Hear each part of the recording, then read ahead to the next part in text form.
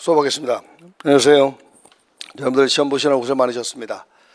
지금은 2023년 6월 26일 엊그제 이제 시험을 봤죠. 1년 동안 최선을 다한 여러분들 이렇게 칭찬의 박수를 보내고요. 아마 좋은 소식이 있을 겁니다. 진부한 표현입니다만 진인사 대천명이라는 그런 그 이야기가 있죠. 그래서 진인사를 했기 때문에 이제 기분 좋은 마음으로 또 편안한 마음으로 대천명을 하면 됩니다. 내 마음이 편하지 않죠. 잘 본 분들은 잘 본 대로 또 못 본 분들은 못 본 대로 여러 가지 고민이 많을 겁니다. 제가 늘 상주하고 있으니까 또 이 유튜브를 듣는 분들은 언제든지 또 이번 주에 다녀가시고요. 뭐 합격 예상 커트라인이 뭐 얼마다라는 이러한 이제 이야기들이 곧 나올 텐데 그런 말씀을 드리기보다는 그냥 최선을 다했으니 그냥 이번 일주일 또는 내주까지 2주 동안은 좀 푹 쉬시는 여러분들 모습이 됐으면 좋겠습니다.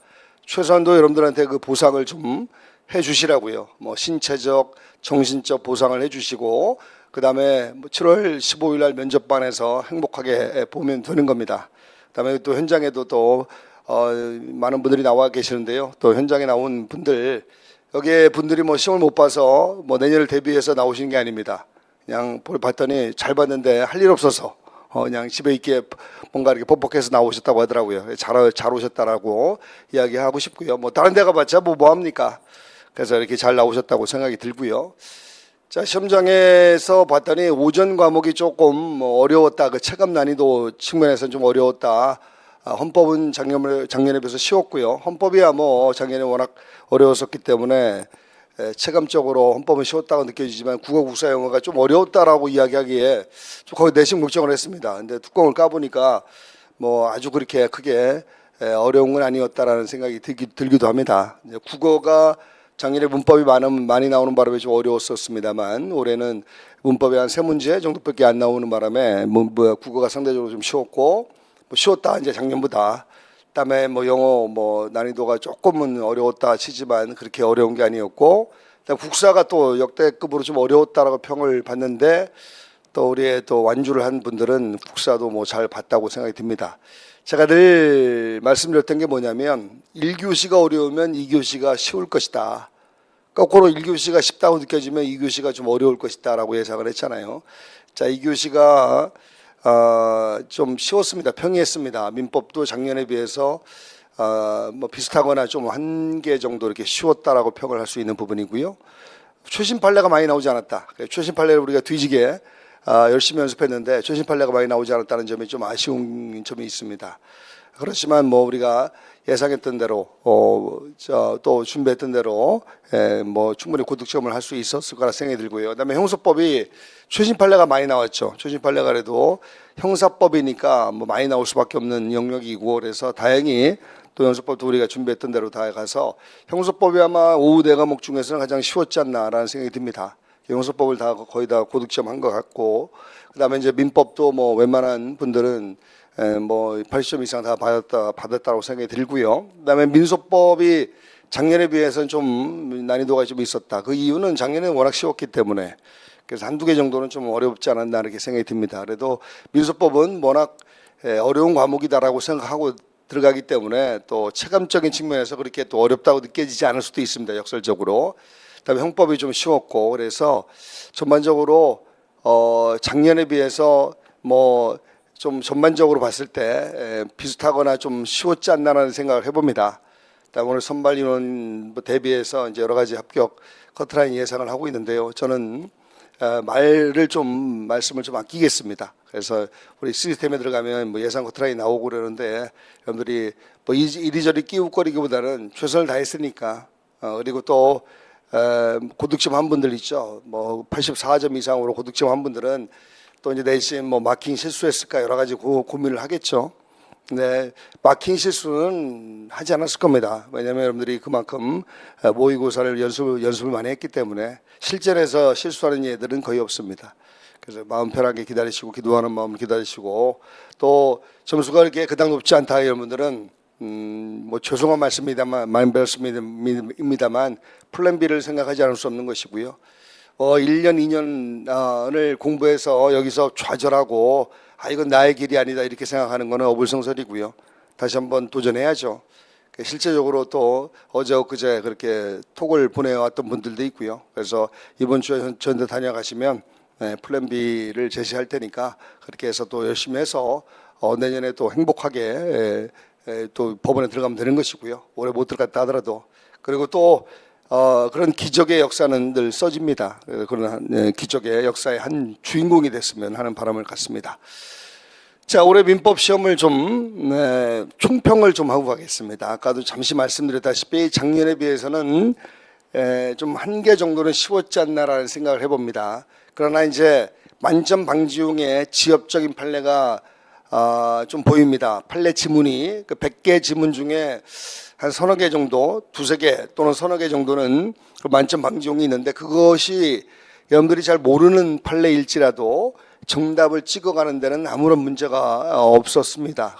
그래서 이른바 제가 민법, 민사소송법, 그다음에 형법, 헌법 위에 있는 속어법이다. 속어법이 중요하다 이렇게 말씀 많이 듣잖아요. 그래서 속어법을 통해서 충분히 풀어갈 수 있었던 이런 문제입니다. 자, 지금 현장에 그 복사지 안 나왔나요? 문제? 네, 저기 안 나왔어요? 네, 나왔죠. 지금 본인의 문제지 가지고 풀어도 되고요. 저 해설지 있습니다. 해설지 현장에 나오신 분들은 해설지 보면 제가 출처도 이렇게 밝혀놨고요. 그런 부분이 있으니까 참고하시고요. 자, 일단 단원별로 어떻게 기출되어 있는가를 보겠습니다. 2019년부터 22년까지는 우리가 여러 번 봤고요. 2023년 엊그제 봤던 이 문제만 분석을 좀 해 보도록 하겠습니다. 민법 총칙의 내문항이 나왔습니다. 25문항 중에서 내문항인데 이게 선지에 있는 그 내용이 말이죠. 사지선다일 때 4개의 선지에 꼭 민법 총칙에 있는 내용만 또는 민법 총칙에 있는 판례만 그 선지로 구성하지는 않았습니다. 그래서 뭐 명목상 형식상으로 민법 총칙에 관한 문제일 뿐이지 그 선지 속에는 분명히 뭐 친족상속법에 있는 판례가 또 채권법에 있는 판례가 들어가 있는 이 문항도 있었습니다. 그러니까 형식적인 분류라고 생각하시고요. 물권법이 상대적으로 약진을 좀 했죠. 7문제, 뭐 8문제까지 나왔던 해도 있었으니까 뭐 이렇게 이례적이다라고 표현할 수는 없는 것이고요. 채권법은 늘 정해져 있는 룰대로 가는 것 같습니다. 올해도 11문제 정도 나왔습니다. 11문항. 25문항 중에서 11문항이라면 그래도 제법 비중이 높은 편이죠.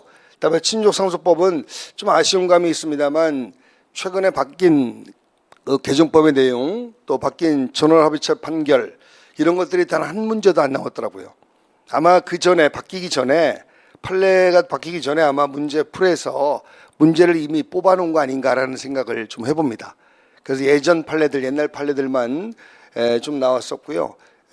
조금 더 최신 판례 바뀐 개정법 내용 이런 것들을 냈으면 좀 더 좋았지 않을까라는 생각을 해봅니다. 감히.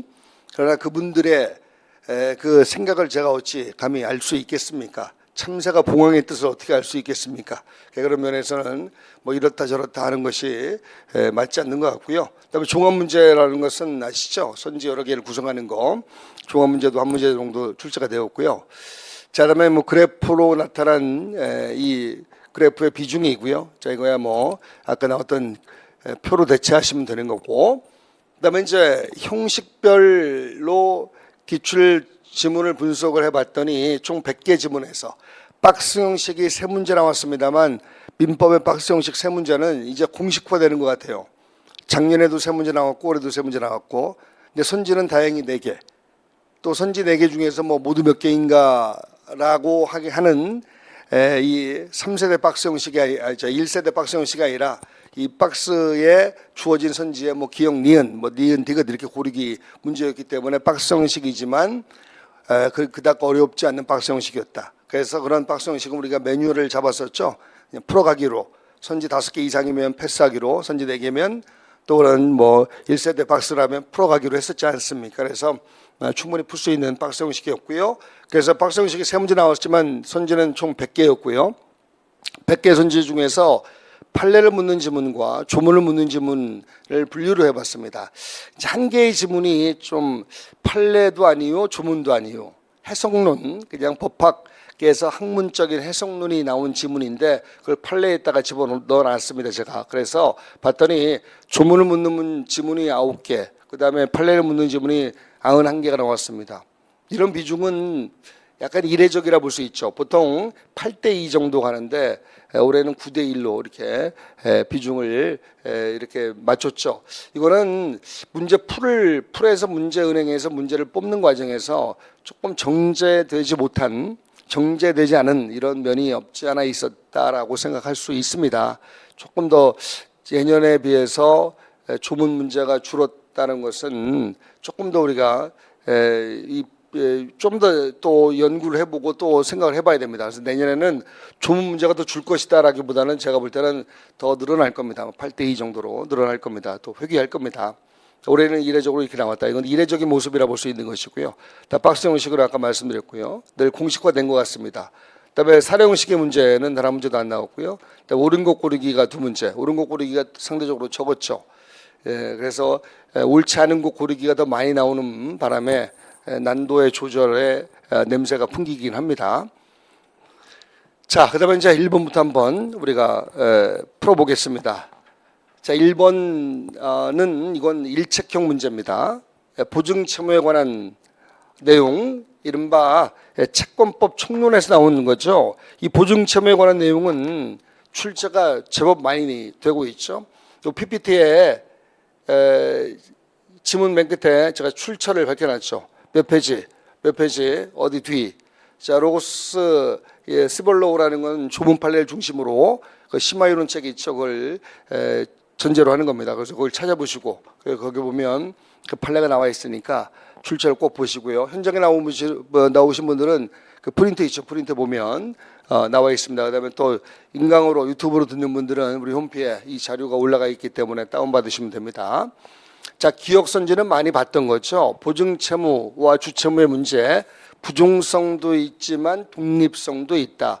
독립성적인 측면에서 나오는 대표적인 것이죠. 그래서 보증채무 자체의 이행지체로 인한 지원수뢰금, 이거는 주채무의 한도액과 또는 보증 한도액과 별도로 따로 부담하는 겁니다. 이른바 독립성적인 측면에서 나오는 것이다. 그래서 보증채무의 자체 이행지체로 인한 연체이율은 따로 약정이 있다면 약정에 따라 가는 것이고 따로 약정이 없으면 그 거래행의 성질에 따라서 가게 됩니다. 그 상사이율은 연 6푼, 민사이율은 연 5푼에 따라 간다라는 겁니다. 따로 다 독립성적인 측면에서 따라서 주채무에 관한 연체이율과는 독립적으로 놀기 때문에 주채무에 관한 약정된 연체율이 여기 당연히 적용되는 게 아닙니다. 워낙 많이 했던 것이죠. 그래서 기억선지는 맞는 선지가 됩니다. 출처 확인하시고요. 그 다음에 자, 니은은 우리가 435조 조문으로서 얼마나 많이 준비를 했습니까? 주채무자가 채권자에 대해서 추속권, 해제권 또는 해지권을 가지고 있는 동안에 주계약의 당사자는 채권자와 주채무자, 자, 보증인의 입장에서는 둘 사이에 추속권, 해제권 등이 있다면 이게 없어질지 모르기 때문에 선뜻 이행하기가 뭐하죠? 그래서 이행을 거절할 수 있을 뿐이다. 이때 이 주채무를 발생시킨 주계약 쪽에 있는 해제권, 추속권 등을 보증인이 직접 행사할 수는 있다, 없다? 없다. 라는 기억나시죠? 그래서 여기에 이게 틀렸습니다. 보증인은 직접 행사할 수 있고 여기 틀렸죠. 435조에 대한 해석론 아마 기억날 거고요. 그다음에 후단부는 맞죠. 주채무자의 채권의 상계로 대항할 수 있다고 434조에 있고요. 그래서 니은 틀렸습니다. 자, 이런 것은 절대 틀리시면 안 되는 거죠. 그다음에 이제 디귿 갑니다. 디귿 선지. 자, 이런 박스 형식을 우리가 이제 1세대 박스라고 칭하는 것인데 우리 매뉴얼대로 풀기로 했잖아요. 근데 박스 형식을 일책형에서는 세 문제 모두 전면에 배치를 했더라고요. 난도를 조금 높여가겠다는 의도인 것 같은데, 자, 우리가 뭐 그런 낚시질에 속지는 않죠. 디귿 봅니다. 자, 디귿은 이제 이 부종성이라는 측면에서 바라볼 수도 있지만 이것도 어느 정도의 독립성적인 측면에서 나오는 것이다. 소멸시효 기간 따로따로 기억나시죠?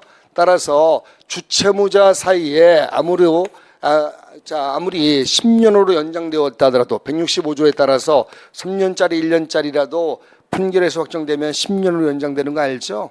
연장되었다 하더라도 보증채무는 따로따로 놉니다. 그래서 보증채무는 따로따로 놀기 때문에 보증채무까지 10년으로 연장되지 않고 보증채무는 여전히 종전의 소멸시효 기간에 따릅니다. 자, 독립성적인 측면. 다음은 리을자. 리을선지는 제가 양심적으로 출처를 밝히지 않았죠. 왜? 기본소에 로고스 시볼로우에 들어가 있지 않습니다. 그래서 리을선지는 출처가 없다는 거. 그렇지만 충분히 문제를 풀 수 있잖아요. 그렇죠? 문제를 이 선지 보기를 보면 기억 니은 니은 이렇게 나왔기 때문에 이거 없어도 소거법을 통해서 충분히 풀 수 있었던 문제니까 이 문제 일본 문제를 맞추는 데는 아무런 지장이 없었던 겁니다. 일단 보겠습니다.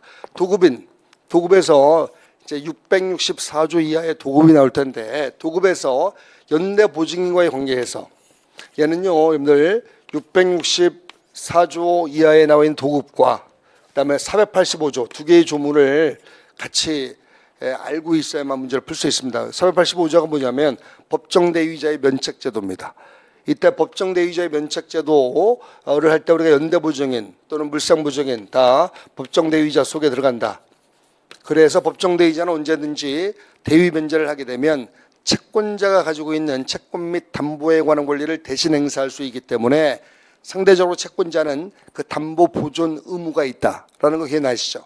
그래서 그걸 485조의 법정대위자 면책제도에서 우리가 배운 바 있습니다. 정리한 바 있습니다. 따라서 채권자가 만약에 그 담보를 손상 감소시키면 법정대위자는 면책을 주장할 수 있도록 합니다. 자, 그것도 머릿속에 익혀두면서 다시 한번 볼게요. 도급이로서는 연대보증인과의 관계에서 손해배상 채무의 발생이나 확대를 방지하는 도급계약상의 각종 장치가 취지대로 가동될 수 있도록 적정한 권한을 행사함으로써 예상 밖으로 손배의 범위가 확대되는 걸 방지할 신의측상 의무가 있다. 지금 연대보증인은 수급인의 채무를 또는 수급인의 책임을 떠안기로 한 사람입니다. 그렇다면 채권자인 도급인은 적어도 그 손해가 확대되지 않도록 이렇게 이걸 확대되는 걸 방지하도록 하는 이런 신의측상 의무가 있고요. 도급인이 만약에 고의과실로, 이게 키워드입니다. 고의과실로 그런 장치 가동을 불가능하게 하여 마치 도급인이 고의과실로 담보를 손상 감소 또는 상실시켰다라는 것과 똑같죠. 고의과실로 인하여 485조에 채권자인 도급인이 고의과실로 인하여 담보를 손상 감소시키면 언젠가 법정대위자가 대위 변제를 했을 때 그 담보를 대신 행사할 터인데 그거를 손상 감소 상실시켰으므로 이때 연대보증인은 법정대위자로서 면책을 주장할 수 있게 됩니다. 자, 우리가 이 직접적으로 보지 못했던 판례일지라도 485조의 법정대위자의 면책제도를 알고 계시다면 문제를 충분히 풀 수 있는 이러한 선지였습니다. 자, 그다음에 2번 문제 갑니다.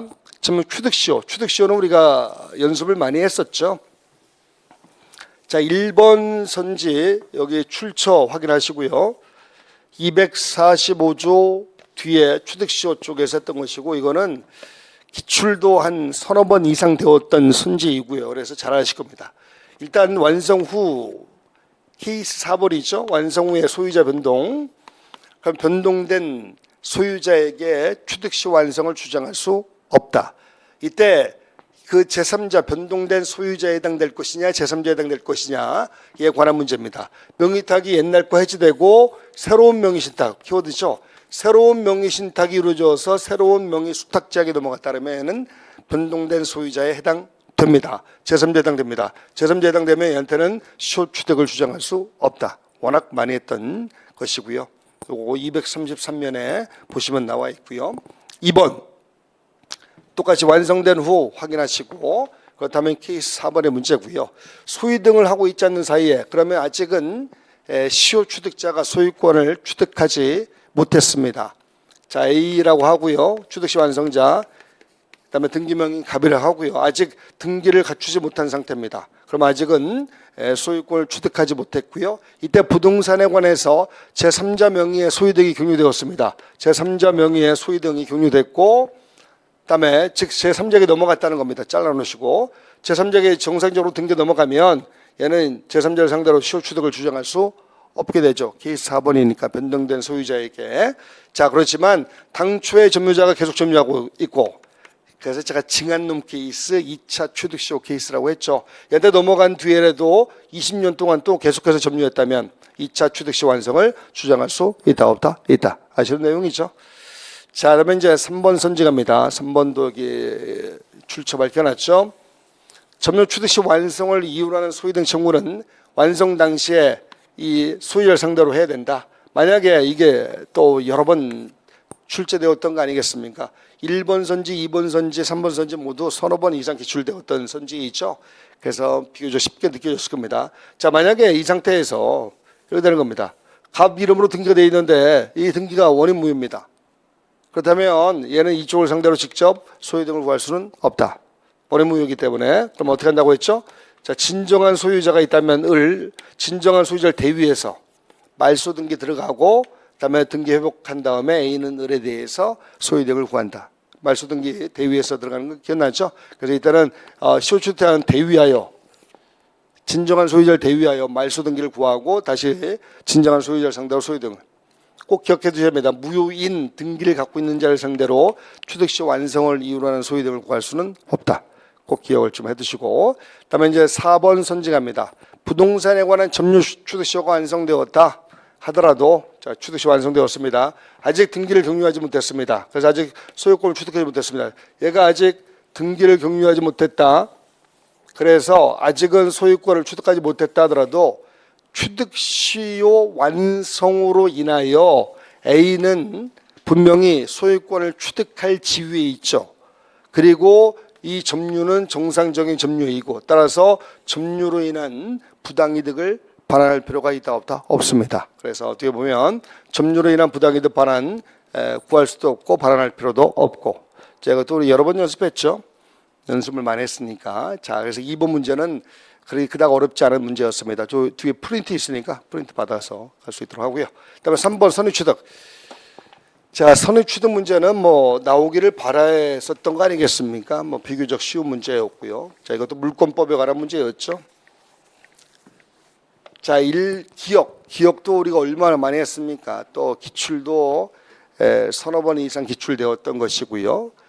채무자 이외의 자의 소유에 속하는 동산 경매. 일단 여기에 경매의 경우에도 선의취득됩니까? 네, 선의취득됩니다. 선의취득이 된다고 했을 때 경매의 경우도 되고, 이런 내용을 정리할 때 주로 나왔던 판례죠. 이때 매득금을 배당받은 채권자가 동산을 경락받아서 선의취득자의 지위를 겸하고 있는 경우에 이때 배당받은 채권자 나중에 부당이득 반환을 할 가능성이 있죠. 진정한 소유자가 부당이득 반환 청구할 때 진정한 소유자는 지금 소유권을 잃었죠. 소유권 누구한테 넘어갔죠? 경락인에게 넘어갔습니다. 경락인에게 선의취득으로 넘어갔고요. 그럼 진정한 소유자는 소유권을 잃었기 때문에 1차적으로 누굴 때린다고 했죠? 채무자를 때립니다. 채무자. 1차적으로 채무자에게 반환 청구, 그다음에 채무자가 돈 없을 때는 2차적으로 배당받은 채권자에게 부당이득 반환 청구. 그래서 배당받은 채권자는 부당이득 반환 청구 당할 가능성이 있습니다. 그렇지만 배당받은 채권자가 또 선의취득자의 지위를 겸하고 있습니다. 우리가 알고 있는 판례를 약간 각색을 한 겁니다. 이때 이 배당받은 채권자가 동산 자체의 반환을 받을 걸 요구할 수 있다? 우리가 얼마나 많이 했습니까? 선의취득은 거래 안전을 위해서 법률 규정에 따라 그 법률 효과를 주는 거라고 했죠. 따라서 동산 자체를 반환받을 것을 요구할 수는 없습니다. 선의취득 자체를 거부하고 동산을 반환받을 것을 요구할 수는 없다. 여기 틀렸고요. 그러나 부당이득으로 반환할 수 있다는 부분은 맞습니다. 어디가 틀렸는가 확인하시고, 자, 출처 밝혀놨으니까 출처 한번 확인해 보시고요. 그다음에 니은은 이제 저 뒤에 358조 뒤에 있는 건데요. 자, 부합된 물건, 그다음에 종물 이렇게 나눠서 정리하라고 했죠. 부합된 물건은 껌딱지처럼 부합되어 있기 때문에 딱 달라붙어 있기 때문에 이 부동산을 낙찰받은 사람이 소유권을 그대로 부합물까지 취득하게 됩니다.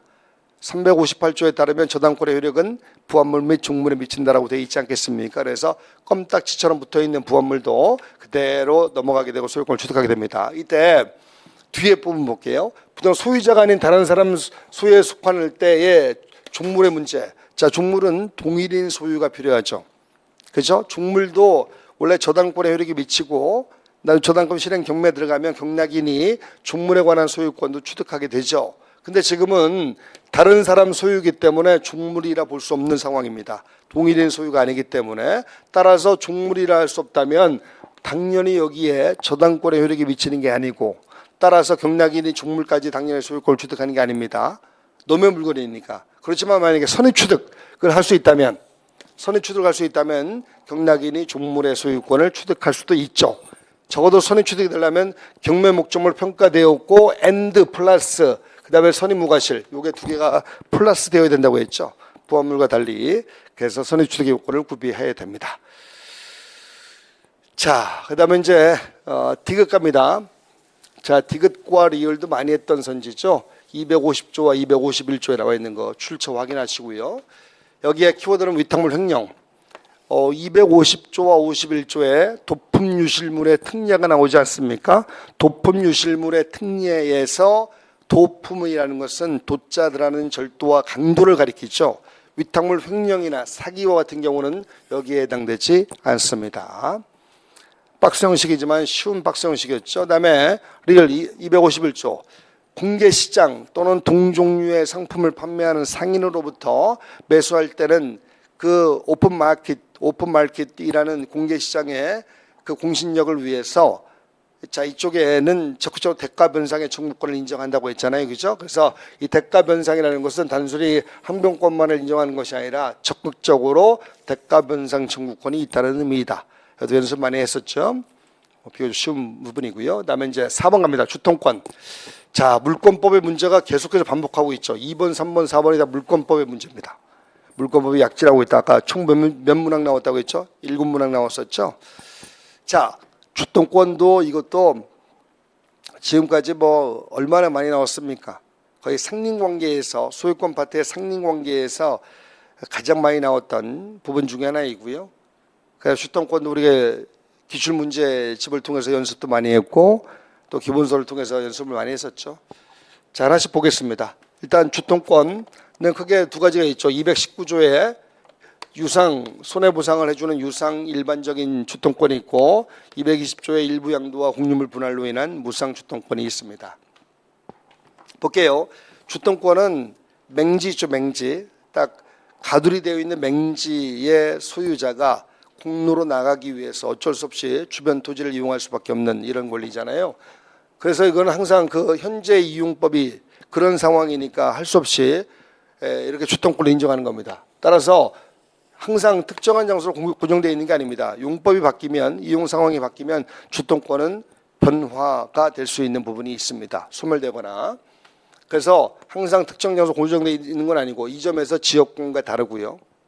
그다음에 용법이 달라졌을 때는 또 이렇게 주통권자는 주의 토지 소유자를 위하여 보다 손해가 적은 장소, 다른 장소로 옮겨 통행할 수밖에 없는 경우도 있다. 오케이, 언제든지 변동 가능하다. 우리가 많이 봤었고요. 자, 하지만 확정 판결, 화해 조서 등에 의해서 이게 인정되었다 하더라도 즉 기판력이 뭐 발생하는 확정 판결이 있다 하더라도 언제든지 변동 가능하고 변동을 했다, 변동이 되었다 하더라도 기판력에 저촉되지 않습니다. 그 판례를 알고 계시죠? 그래서 변경할 수 없다가 아니라 아무리 확정 판결 등에 의해서 그 주통권이 확정이 되었다 하더라도 주통권이라는 상린관계의 본질상 언제든지 이용 상황에 따라 변동 가능하고 변동이 되었다 하더라도 종결 확정 판결에 의한 기판력에 저촉되지 않습니다. 그래서 변경할 수 있답니다. 출처 잘 보시고요. 그다음에 2번 토지 일부가 양도. 자, 일부 양도가 되었다면 220조 무상주통권입니다. 그렇다면 무상주통권은 기억나시죠? 손해보상 의무가 없으되 다만 종전 일부 양도 전에 양도인 소유의 종전 토지만 다닐 수 있다는 거. 다른 사람 소유 토지는 돈 내고도 못 다닌다는 거. 그래서 여기에 일부 양도 전에 양도인 소유의 종전 토지만 다닐 수 있고 다른 사람 소유 토지는 절대 못 다닙니다. 돈 내고도 못 다닙니다. 유상으로도 못 다닌다. 강조를 많이 했던 부분이고요. 그다음에 3번 주통권이 인정된다 하더라도 자, 통로를 상시적으로 개방하여 제한 없이 이용할 수 있도록 하거나 또는 피통행제 소유자 권리권의 완전히 배제된다는 아니다. 주통권이 이렇게 인정된다 하더라도 옆에만 살짝 귀퉁이만 다리면 되는 거지. 이 통행지 소유자를 B라고 했을 때 B의 점유 사용을 완전히 관리권을 완전히 배제하는 거 아니죠. A가 그때그때 필요할 때 다니면 되는 거죠. 따라서 이런 맥락에서 볼 때 통행의 시기, 횟수 등을 제한하여 인정할 수도 있다. 이것도 여러 번 했었던 것이고 아주 친숙한 선지가 되죠. 그다음 4번 문제 갑니다. 이때 일부 양도라는 것은 220조의 무상주통권과 관련해서 무상주통권과 관련해서 일부 양도라 하면 일편의 토지 일부가 양도되는 경우는 물론이며 그다음에 여러 일단으로 돼 있던 여러 필지의 토지 중 일부 양도의 경우에도 포함됩니다. 이것도 220조 뒤에 판례에서 우리 봤던 대목이고요. 제가 목에 편도선이 걸려가지고 한 일주일째 고생하고 있습니다. 요새 목 감기가 아주 유행이라는데 저도 다행히 우리 법원직 그 시험이 다 끝나고 마무리 다 끝나고 이게 아프게 되어서 너무나 다행이다라고 싶더라고요. 편도선 벗가지고 엊그제는 막 벗가지고 숨도 못 쉴 정도로 아프더라고요. 그래서 이렇게 가는가 인생 이런 생각이 들더라고요. 그래서 오늘 제가 물을 좀 자주 마실 테니까 여러분들이 이해를 해주시고 왜 너만 물을 먹냐 이렇게 생각하지 마시고 여러분들도 옆에 있는 물을 같이 드셨으면 좋겠습니다.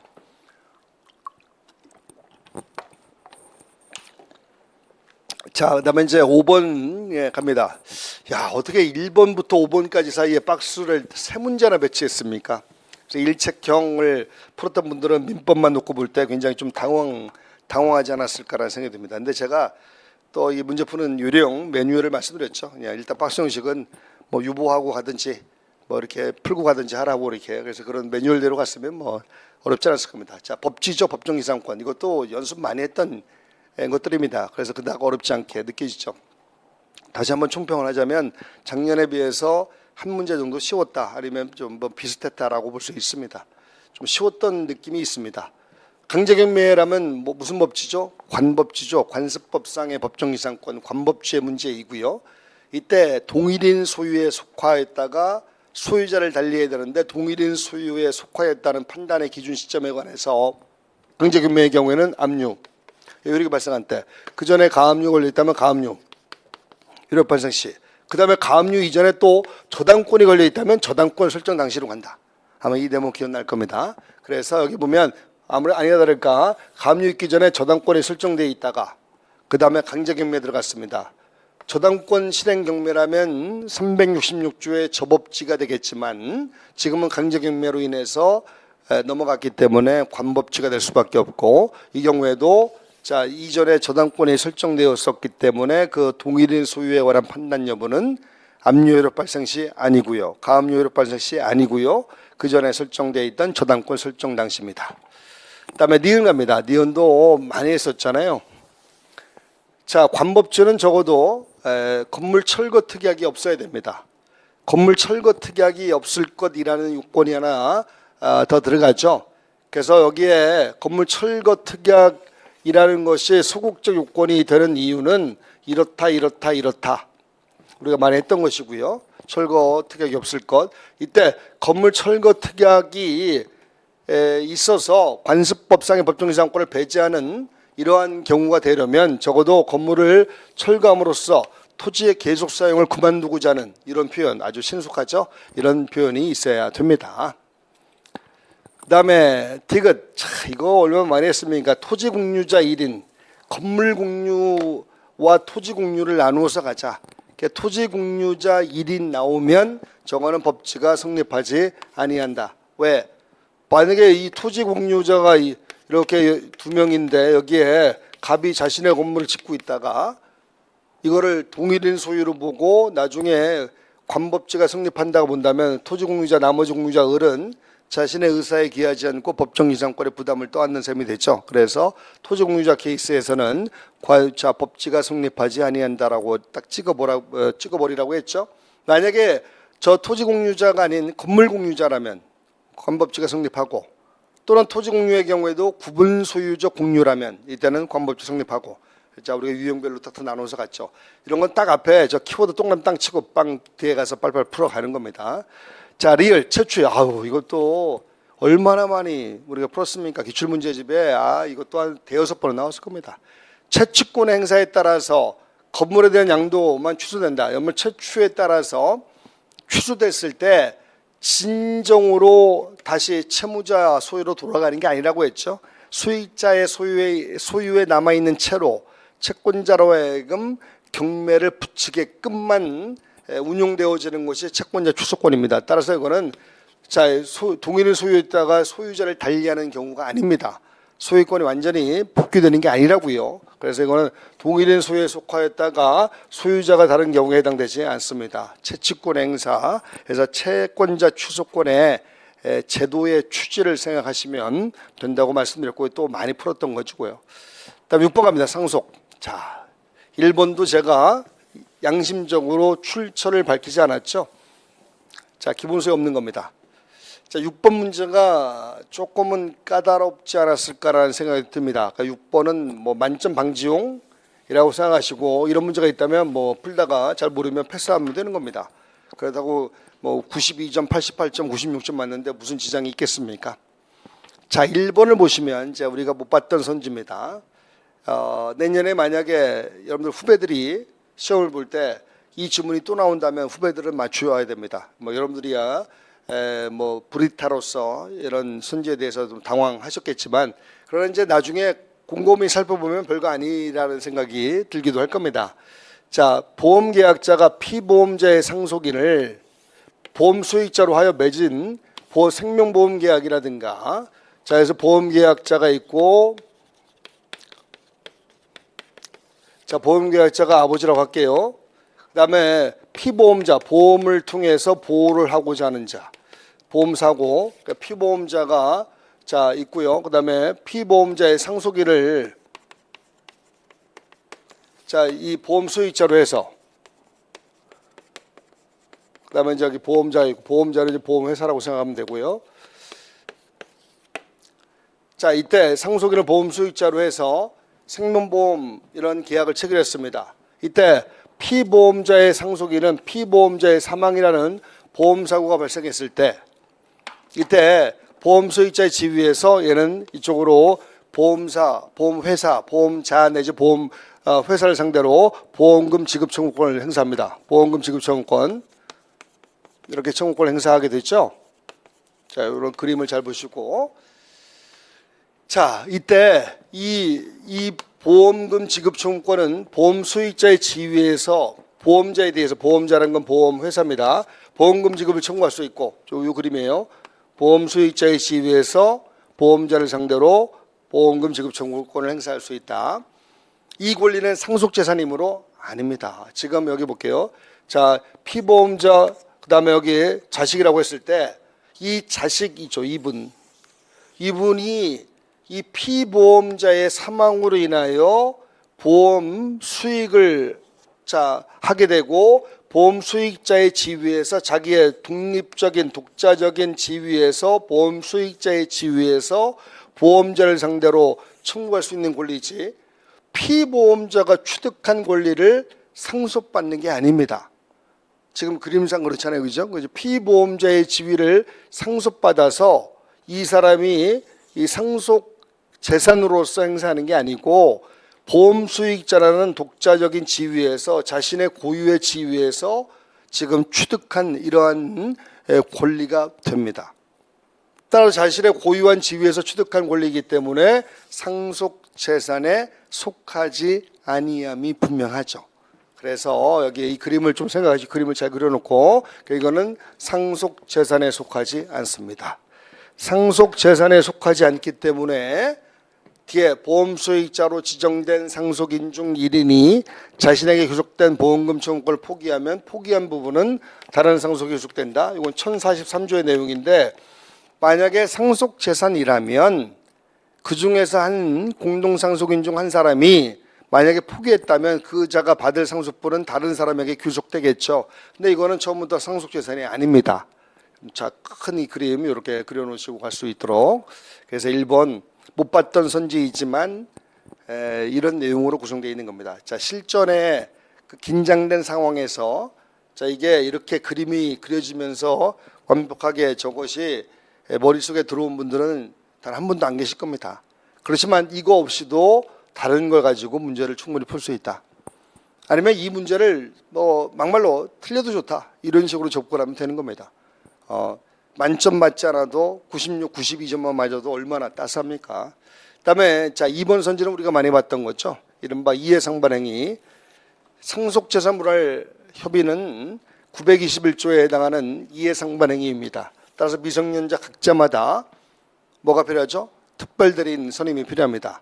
근데 여기에 이 상속재산 분할 협의는 이해상반행위에 해당되기 때문에 이 친권자가 특별대리인을 선임해서 특별대리인을 통해서 분할 협의를 했어야 되는데 친권자가 직접 법정대리인으로서 대리했습니까? 그러면 특별대리인을 선임함이 없이 갔기 때문에 921조에 위배되는 이른바 무권대리행위가 됩니다. 무권대리행위가 되니까 미성년자 각자마다 특별대리인을 선임해야 될 거 아니겠습니까? 그 미성년자 각자마다 특별대리인을 선임해서 그들이 와서 전원이 추인을 해야만 됩니다. 따라서 전원의 추인이 없는 한 무효가 됩니다. 자, 우리가 풀었던 것이고, 그래서 중요한 건 미성년자 각자마다, 그러니까 여기도 전원이, 미성년자 각자마다 여기도 전원이, 그게 키워드가 됩니다. 그다음에 3번 갑니다. 자, 출처 다 나와 있죠. 상속의 한정승인, 요거 얼마나 많이 강조드렸습니까? 한정승인은 책임이 한정된 채무이다. 피상속인의 채무를 그대로 다 떠안습니다. 다만 피상속인으로부터 받는 적극재산 한도에서만 갚아주겠다. 책임이 한정된 채무 기억나죠? 따라서 채무의 존재를 한정하는 게 아닙니다. 채무의 존재는 다 떠안습니다. 책임만 한정되는 것이다. 그러니까 책임이 한정된 채무, 이 표현을 아시는 내용이고요. 따라서 상속재산이 없거나 피상속인으로부터 받는 재산을 우리가 상속재산을 부르죠.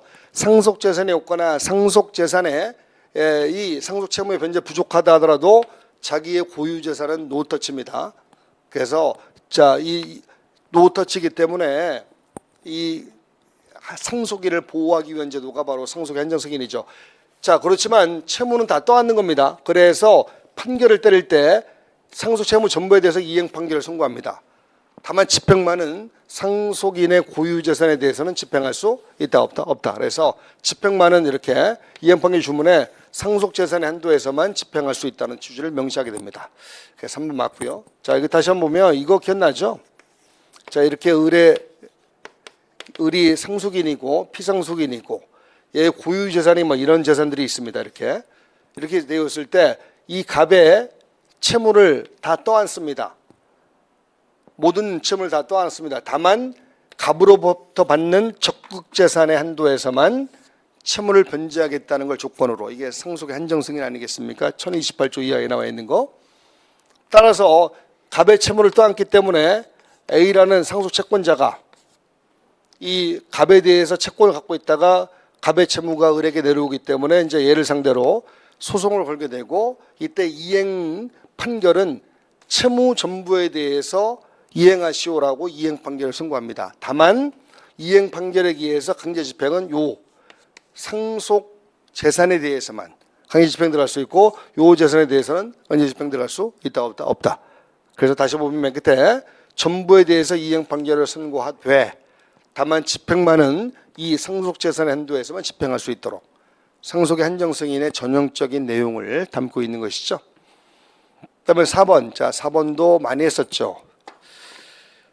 자, 가분채권, 가분채무 어디 있어요? 가분채권 여기에 가분채권, 가분채무는 원래 상속재산 분할의 대상이 되지 않습니다. 처음부터 피상속인의 사망 시에 처음부터 당연히 상속분의 비율로 상속인들에게 귀속되는 것을 봅니다. 다만 가분채권, 가분채무라도 이렇게 특별한 상황이 있을 때, 즉 특별소유자의 존재하거나 기업의 존재해서 달라진 상황에서 여기 형평을 기할 필요가 있다면 이런 경우에는 예외적으로 분할 대상이 될 수 있다. 기억나시죠? 이것도 기출문제집에서 한두 번 풀었던 겁니다. 자, 그다음에 7번 갑니다.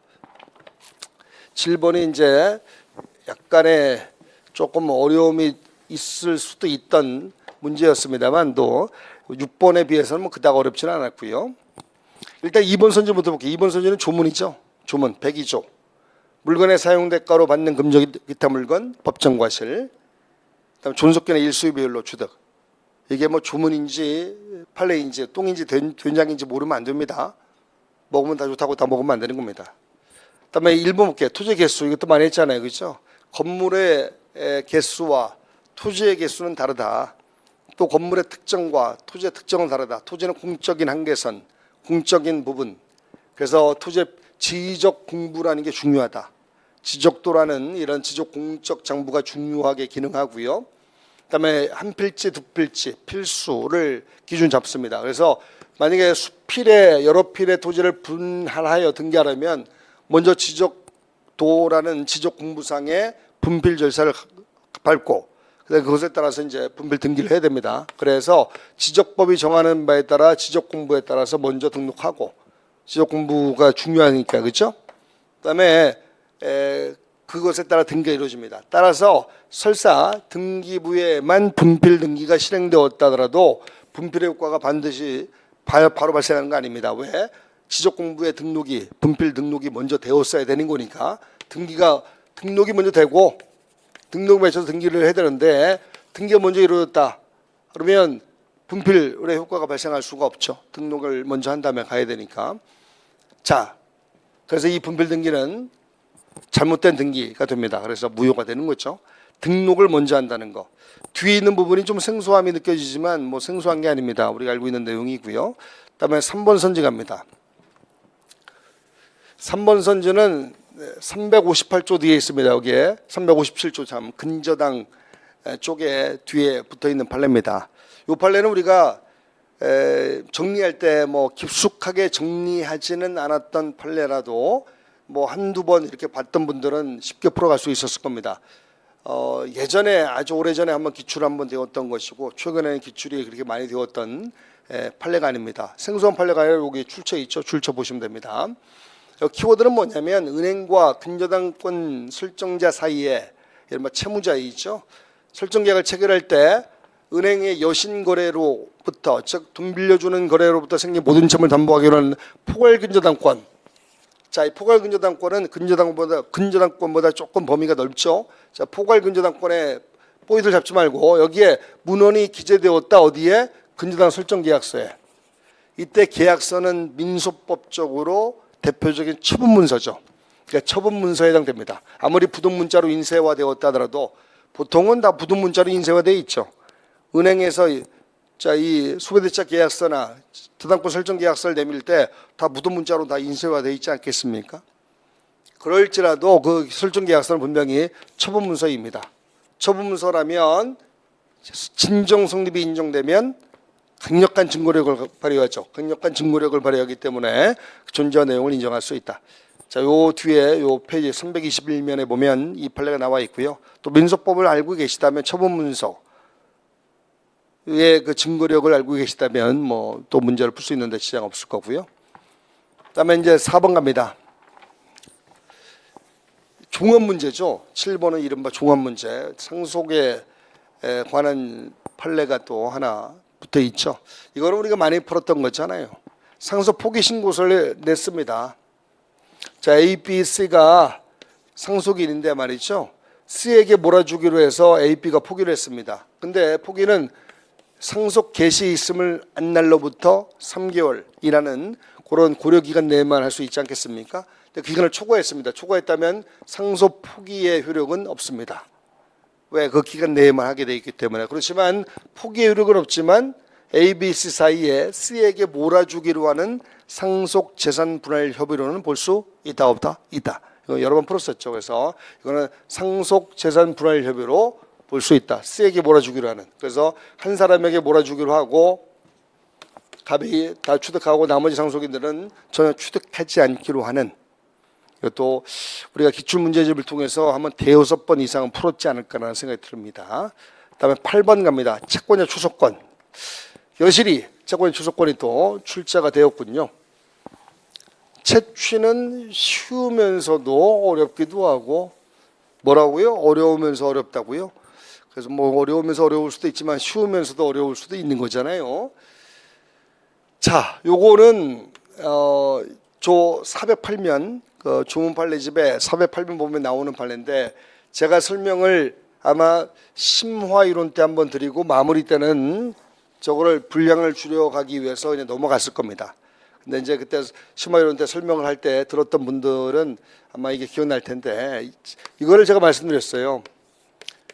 자, 갑이 을에게 소송을 겁니다. 그래서 이 본소로 소송을 걸 때 피고인 을이 자, 이것에 관해서 반소로서 채권자 추소권을 행사합니다.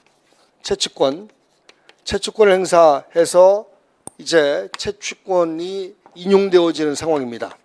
그러면 이 반소에 따라서 채취의 요건을 갖췄다면 이거 인용되어질 수 있는 부분이고요. 그래서 이제 이렇게 본소와 반소의 관계를 놓고 한번 순지를 보겠습니다.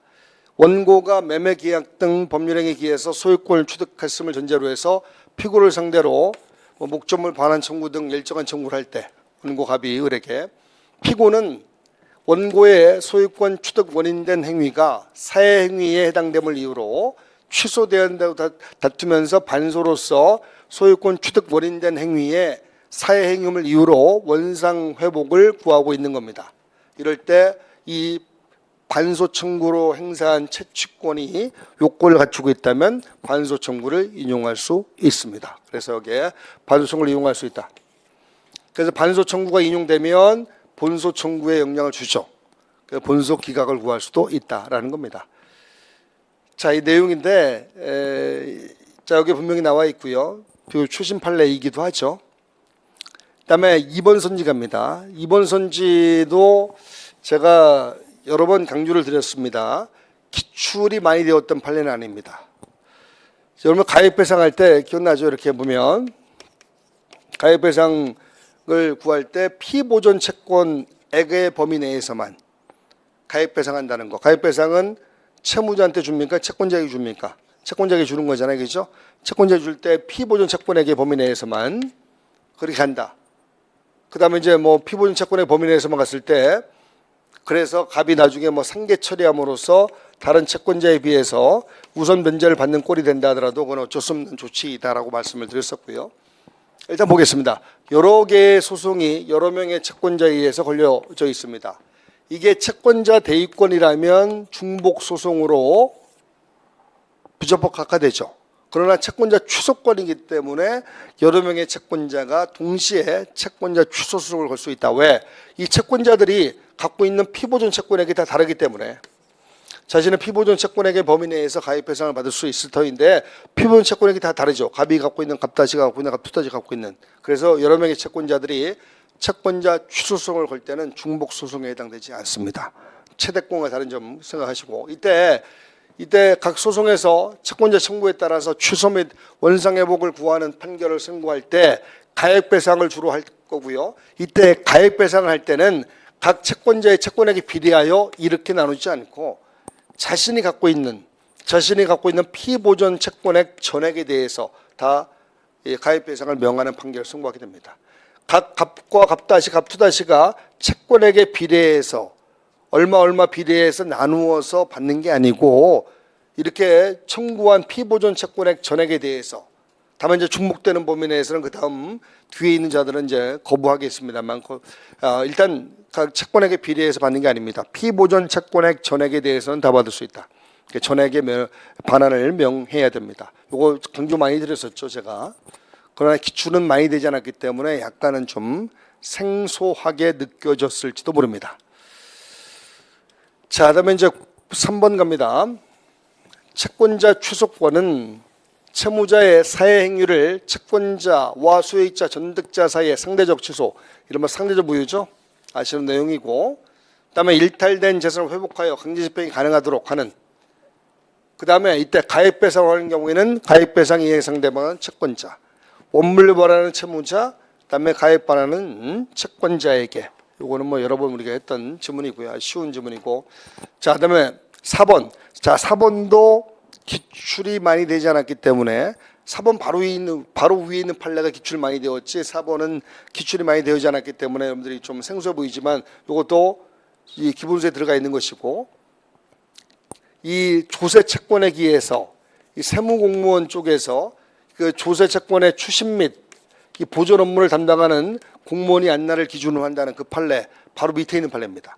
그래서 이것과 같은 맥락에서 바라보면 이 판례도 쉽게 풀어갈 수 있는 거죠. 자, 지금 1년짜리의 저축기간의 기산점 언제부터죠? 취소 원인을 안 날로부터. 취소 원인이 있으면 안 날로부터 하는데 이 예금보험공사 케이스에서 마치 이 조세채권 케이스하고 똑같이 누구 안 날을 기준으로 할 것이냐. 피보존 채권의 추심 및 보존 업무를 담당하는 직원의 인식을 기준으로. 똑같습니다. 그 위에 있는 판례하고 그래서 제가 판례 두 개를 묶어서 같이 갔었죠. 그래서 조세채권에서 그 세금의 추심 및 보존 업무를 담당하는 등기나 등록 업무를 담당하는 사람이 아니라 추심 보존 업무를 담당하는 공무원을 기준으로 그 안날을 판단하듯이 예금보험공사 케이스에서도 마찬가지로 추심 및 보존 업무를 담당하는 직원의 인식을 기준으로 똑같습니다. 그 위에 있는 판례. 자, 출처 잘 확인하시고요. 자, 그다음에 9번 갑니다. 법인의 기관. 자, 우리가 민법 총칙도 간과해서는 안 됩니다. 제가 간과하지 말자고 했잖아요. 그렇죠? 법인 파트 특히 31조부터 97조까지 나와 있는데 법인 파트가 한번 나오기 시작하면 쉽지 않습니다. 그래서 법인 파트도 공부하자라고 말씀드렸던 게 나죠. 1번은 우리가 여러 번 풀었던 거고 기출도 뭐 수십 번 되었던 것이고요. 41조와 60조의 합성이죠. 대표권 제한은 정관기재 효력 발생 등기대항 딱 정확하게 돼 있고요. 41조 60조. 그다음에 2번 선지는 우리 시험에 우리 서기보 시험에 두세 번 정도 나왔던 겁니다. 서기보 시험에서만. 자, 이거는 58조 뒤에 있는 판례죠. 여기 출처. 이사와 결의의 하자가 있다. 그럼 무효죠. 자, 그럼 무효는 누구든지 주장할 수 있죠. 언제든지 또는 어떠한 방법으로든지 누구든지 주장할 수 있다.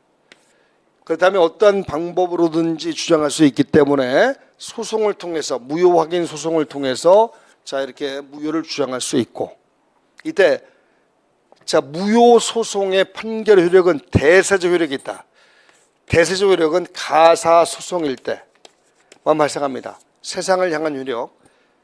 판결의 효력은 기판력. 소송의 당사자 사이에서만 기판력이 있다는 거 알죠? 소송의 당사자 사이에서만 기판력이 있는 것이고 자, 아무리 이사회 결의 무효 확인 소송이라도 이 결의에 민법상 법인이기 때문에 대세 효력이 없습니다. 물론 상법상의 주식회사의 이사회 결의라면 대세효가 있을 가능성이 없지 않아 있습니다. 그런데 여기 민법상이라고 되어 있기 때문에 대세효가 없습니다. 민법상은 가사 소송일 때만 대세효가 발생합니다. 따라서 2번 틀렸습니다. 이 후단부에 있는 내용이 우리가 잘 보지 못했던 이런 선지의 내용일 수도 있지만 그 판례에 붙어 있는 것이고 주로 가사 소송일 때 대세효력이라는 표현을 썼다면 아마 좀 쉽게 접근할 수 있었지 않을까. 만약에 100번 양보해서 2번 선지의 맨 끝에 있는 내용을 잘 모르겠다 싶어도 소고법이에요. 소고법. 여러분들 봐요. 3번 선지 주문 그대로잖아요. 72조. 일주간 전에 통지한 사항에 대해서만 결의 만자를 제가 동그라미 쳐놓고 강조를 많이 드렸고요. 그래서 다만 정관이 있으면 정관에 다른 규정이 있으면 정관이 우선 지겹도록 강조드렸었고요. 그다음에 4번 선지도 46조 뒤에 재단법인의 정관 변경할 때 재단법인 기본재산 정관 변경을 초래하므로 주무관청의 허가가 필요합니다. 강제 집행 실시할 때 이거 재산 빠져나가는 거죠. 재산 빠져나가는 거니까 이것도 재산의 처분에 해당되고 주무관청 허가가 필요합니다. 다만 주무관청 허가는 경매 개시 요건이 아니다. 그냥 경락일이 나중에 소유권을 취득하기 요건에 불과하기 때문에 경매 개시 요건이 아니기 때문에 경매는 일단 진행된다. 나중에 경락인이 취득하기 위해서는 주무관청의 허가를 요하게 된다. 이것도 자 제가 심화이론 때 한번 했었고요. 마무리 때는 빨리 넘어가는 바람에 자세히 설명을 안 드렸지만 그래도 아마 표기는 돼 있을 겁니다. 여기 여러분들. 그래서 이렇게 보면 이 9번 문제가 조금 2번 선지가 까다롭다 하더라도 소고법을 통해서 충분히 풀 수 있었고요. 그다음에 10번 갑니다. 계약 해제. 이거야말로 우리가 연습을 많이 했죠. 1번 보시면 매매계약 일방 당사자가 사망하였고 여러 명의 상속인이 있다. 그러면 계약 당사자의 지위가 여러 명 되었죠. 여러 명 되었을 때 이때 해제 의사 표시할 때는 547조 해제의 불가분성 때문에 전원으로부터 전원에 대하여 이렇게 됩니다. 그래서 1번 많이 했던 선지고요. 또 우리가 기출문제집에서 또 많이 봤던 부분입니다. 그 다음에 이제 2번 선지를 봅니다. 2번 선지는 한 10번은 더 기출되었을 거예요. 과외상계. 과외상계는 제가 손배 책임의 영역에서만, 무조건 손배 책임의 영역에서만 나온다라고 말씀드렸죠. 따라서 계약 해저로 인한 원상회복, 이건 손배가 아니죠. 손해배상이 아니기 때문에 과외상계 법리가 적용되지 않습니다. 여러 번 강조드렸었고요. 그다음에 3번, 이것도 얼마나 많이 했습니까? 548조 1항 단서는 제3자의 권리를 보호하기 위한 내용이죠. 이때 해자로 인해서 소멸되는 채권을 양수한 자에 불과할 때, 채권을 양수한 자에 불과할 때는 제3자에 해당되지 않습니다. 이것도 10번은 더 기출되었던 겁니다. 채권, 소멸되는 채권 자체를 압류하거나 채권 자체를 양수한 자는 제3자에 해당되지 않습니다.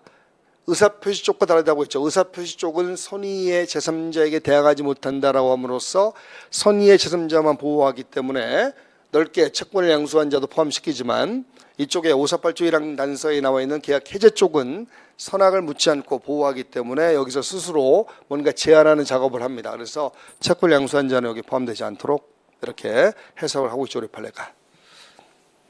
그 다음에 요거, 자, 4번 선지는, 자, 이 범주행위가 있을 때 주문 그대로죠. 556조.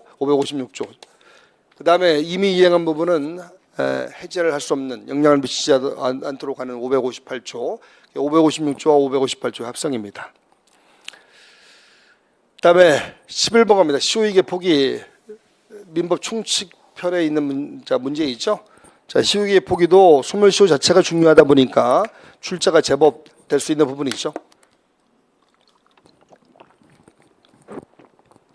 자, 1번 선지는 또 채권자 추석권과 관련이 있는, 의외로 이번에 어딘가에 채권자 추석권과 관련이 있는 선지들이 숨어있는 문제들이 꽤 있더라고요. 아까 채권자 추석권과 관련된 문항, 독립적인 문항도 있었습니다만 이렇게 또 숨어있는, 저 사형이 채권 추석권 기억나죠? 완성 후에 소멸시효의 포기는 소멸된 채무를 다시 부활시키는 거 아니겠습니까? 그러면 새로운 채무를 부담시키는 것이기 때문에 새로운 채무를 부담시키는 것으로서 이거는 사행위가 됩니다. 하지 말았어야 될 일을 함으로써 수국 재산을 증가시키는 형태가 되는 것이고, 그만큼 재산이 감소되는 꼴이 되는 것이고, 그래서 사행위가 됩니다. 그 다음에 2번, 소멸시효익의 포기 당시에 직접 이익을 받을 수 있는 이해관계를 맺은 적이 없거나, 또는 나중에 이미 포기한 자와 법률관계를 통해서 비로소 형성한 자는, 자, 여기에 키워드는 이겁니다. 소멸시효 이익의 포기를 하고 나중에 포기한 자와 별도의 이해관계를 형성했습니다. 자, 예컨대 B라는 이 채무자가 소멸시효 이익을 포기했고요. 포기한 뒤에 C가 이 법률관계를 이어받았습니다. 그럼 포기 상태를 그대로 이어받을 수밖에 없습니다. 포기를, 원래 소멸시효 이익의 포기는 상대적 효력밖에 없기 때문에 포기한 자만 그 소멸시효의 포기의 효력을 받을 터인데, 지금은 포기를 했고 포기한 자와 법률관계를 통해서 포기 상태를 알면서 이어받았다면 얘는 소멸시효의 포기의 상태를 그대로 이어받을 수밖에 없습니다. 그래서 포기의 효력을 부정할 수 없게 됩니다. 자, 키워드 이겁니다. 184조 뒤에 여기 출처 잘 보시고 확인해 보시고요. 이미 포기한 자와 법률관계를 통하여라는 것 때문에 이렇습니다. 그 다음에 3번 갑니다. 소멸시효 완성된 후에 소멸 중단 사유에 관한, 자, 봐요. 완성된 후에 중단 사유에 관한 채무 승인이 있다 하더라도 이것도 기출이 뭐 여러 번 되었던 것이고, 제가 얼마나 많이 강조드렸습니까? 이거 강조 많이 드렸던 거죠. 자, 이거는 이렇게 됩니다. 완성을 기준으로 해서 완성 전에는 여기에 승인을 하면 이거는 소멸시효 중단 사유로서의 채무 승인에 불과하고, 이거는 약한 관념의 통제에 불과하다. 약한 관념의 통제에 불과하다, 이렇게 말씀드렸고, 그다음에 완성 후에 소멸시효 이익의 포기로서의 승인은 강한 의사표시로서 강한 이러한 메시지가 필요하다. 따라서 완성 후에 이렇게 약한 것이 있었다 하더라도, 완성 후에 소멸시효 중단 사유에 관한 약한 관념의 통제에 불과한 승인이 있었다 하더라도 이것으로 볼 수는 없죠. 그죠? 이거 여러 번 했던 것이고. 그다음에 4번, 이것도 많이 했죠. 분쟁연대 채무. 아마 머릿속에 변대공상이 남아있을 겁니다. 따라서 소멸시효의 포기는 효력의 영향이 없습니다. 즉 다른 분쟁연대 채무자에게 효력이 미친다 안 미친다? 미치지 않습니다. 변대공상만 미치는 거 알죠? 자, 그다음에 12번 갑니다. 등기 추정력. 이것도 아주 전형적인 문제였죠. 이런 문제들은 친숙함이 묻어나죠. 여러 번 했기 때문에. 1번 보시면 이것도 뭐 10번은 더 기출되었을 겁니다. 전등기 명의인이 미성년자이고 당해부동산을 친권자에게 증여하는 행위. 이게 아무리 이해상반하게 해야 된다 하더라도 일단 친권자 앞으로 이전 등기 경유되면 적법하게 921조에 따른 특별대리를 거쳐서 등기가 경유된 것으로 추정합니다. 적법 추정. 수십 번 했던 것이고요. 그다음에 2번도 뭐 우리가 여러 번 했었죠. 부존등기 추정력은 다른 사람이 신축한 사실이 밝혀지거나 다른 사람이 사정받은 사실이 밝혀지면 추정력이 깨어진다고 했죠. 그래서 여기 보면 뭐라고 표현하고 있냐면 그 명의자가 신축한 것이 아니라면 이라는 것은 다른 사람이 신축한 사실이 밝혀지면이라는 뜻입니다. 다른 사람이 신축한 사실이 밝혀졌다면 추정력은 사정없이 깨집니다. 추정력이 깨진다면 스스로 등기를 갖고 있는 사람이 스스로 자신의 보존 등기가 유효함을 입증해야 됩니다. 그래서 명의자 스스로 입증을 해야 된다. 추정력 깨짐으로 여러 번 했던 것이고요. 3번도 얼마나 많이 했습니까? 3번 봤더니 사망자 명의로 신청된, 즉 사자 명의의 등기는 추정력이 있다 없다? 없다. 추정력이 없죠. 기억나죠? 그래서 이건 추정력이 없는 이러한 무효의 등기입니다. 따라서 등기 명의인이 스스로, 즉 유효를 주장하는 자가 스스로 입증할 책임이 있다. 출처 잘 보시고 출처. 그 다음에 이제 4번. 4번 또 봐요. 사행위 취소 또 나왔잖아요. 이게 선지에 채권자 취소권 관련 판례가 묻어있는 문항들이 꽤 있었습니다. 선지에. 왜 사행위 이번에 채권자 취소권은 제가 좋아하는 파트인데 왜 출제자분이 이렇게 좋아하셨는지 모르겠네요. 취소 및 원상회복으로 소위 등의 말소를 명한 판결에 소송 당사자가 아닌 다른 채권자 잘 보시고 이 판결에 의해서 대위하여 맞춰진 이러한 말소 등기는 이런 등기 절차상의 흠으로 인해서 무효에 등기된다. 자, 어차피 실부등이 될 겁니다. 요거 407조 뒤에 있어요. 요 출처 잘 보시고. 자, 지금 사행위 취소 한번 보겠습니다. 이렇게 취소권 행사해서 자, 이쪽으로 만약 부동산 등기가 넘어갔을 때 일단 갑이 강제 경매를 붙이게끔 하기 위해서 등기가 이렇게 회복되죠. 그래서 지금 사행위 취소권을 행사해서 이쪽에 소유 등의 말소를 구하고 이쪽으로 등기를 경유하는 판결이 이렇게 선고되었어요. 자, 이때 다른 채권자가 갑다씨가 이 판결에 의해서 채무자를 대위해서 이렇게 말소 등기를 구한다. 자, 이거는 원칙적으로 잘못된 겁니다. 소송의 채권자 취소소송의 판결의 효력은 갑과 병 사이에서 발생합니다. 상대요. 기억나죠? 그렇죠? 채권자 취소소송의 판결의 기판력은 취소권을 행사한 갑과 병 사이에서만, 즉 갑에 대해서만 병이 말소를 하고 등기를 이쪽으로 회복하는 거지 다른 채권자가 와서 갖다부터 콩나라 밤나라 하는 거 아닙니다. 또 채무자 것이 아니기 때문에 채무자를 대위한다는 논리도 있을 수 없고요. 형식적으로만 복귀하는 거지 수익자 소유로 남아있다고 했잖아요. 그렇죠?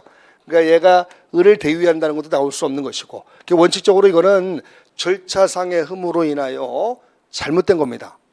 까지 맞아요. 이게 절차상 흠으로 인해서 잘못된 것이다.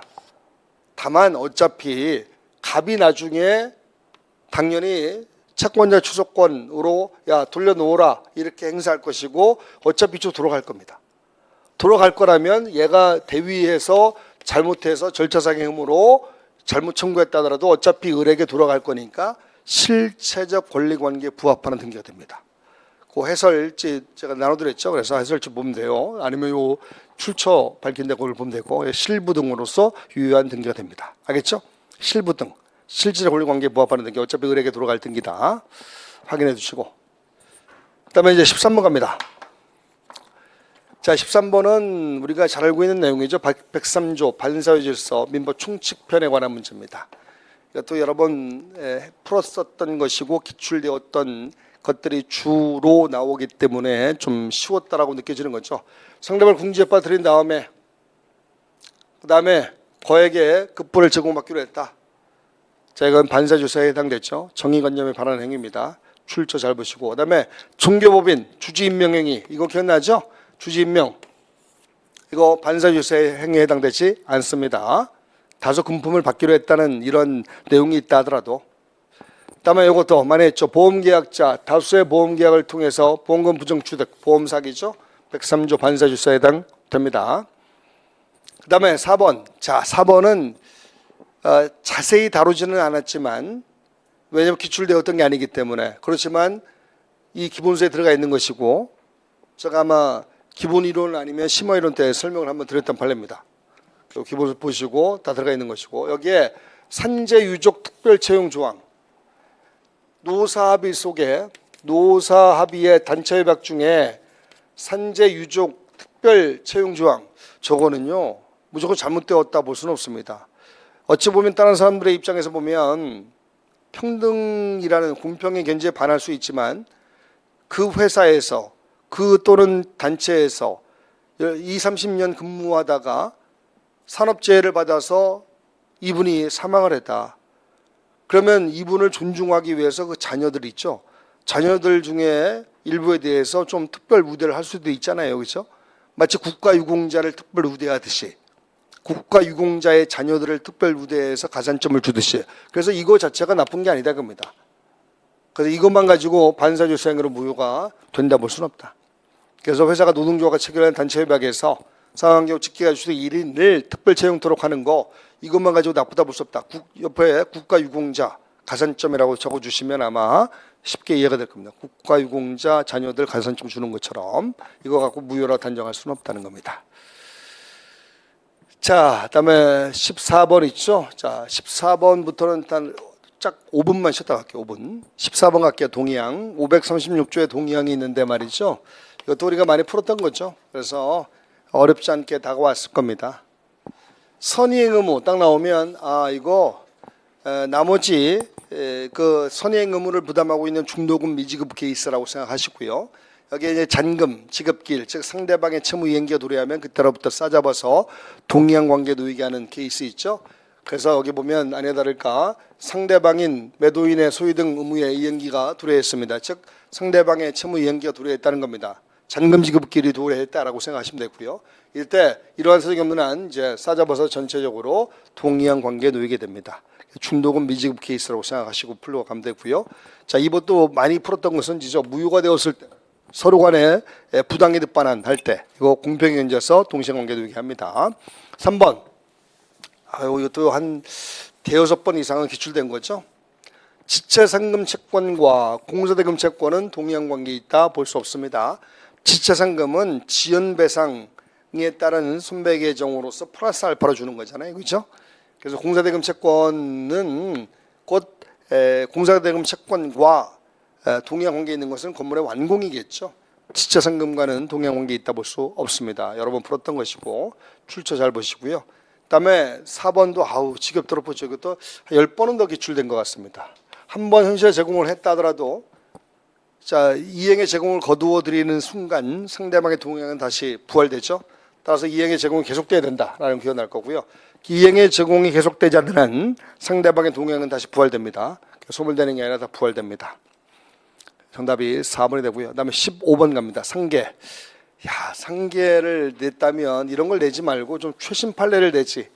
법행에서 엊그제라니요. 자, 지난번 3월 달에 봤던 법원 행시에서 분명히 최신 판례를 냈는데 조금 아쉬운 게 문제 풀에서 그대로 문제를 뽑아낸 것 같다는 느낌이 있어요.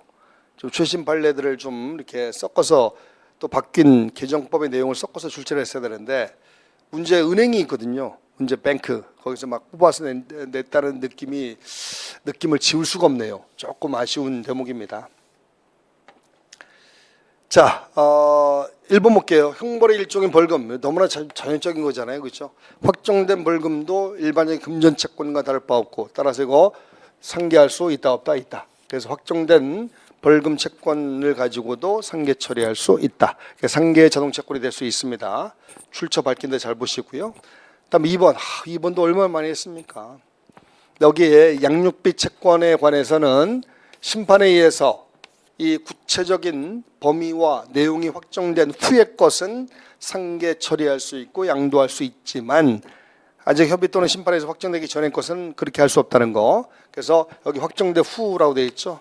후라면 가시화되었고 내용이 확정되었으므로 독립하여 처분 가능하고 상계 자동 체포로 하는 것도 가능하고, 그 다음에 3번 수탁보증인. 자, 이것도 많이 했었죠. 면책 청구 행변이 부착되어 있기 때문에 442조와 443조 이때 수탁보증인이 있고 주채무자가 있고 수탁보증인이 있을 때, 이때 수탁보증인이 사전구상권 행사할 때는 이쪽으로 면책청구 행변이 있죠. 343조에 따른 면책청구 행변. 따라서 이걸 이렇게 들어보면 병이 이거를 자동책고로 하는 상계를 할 수가 없죠. 왜?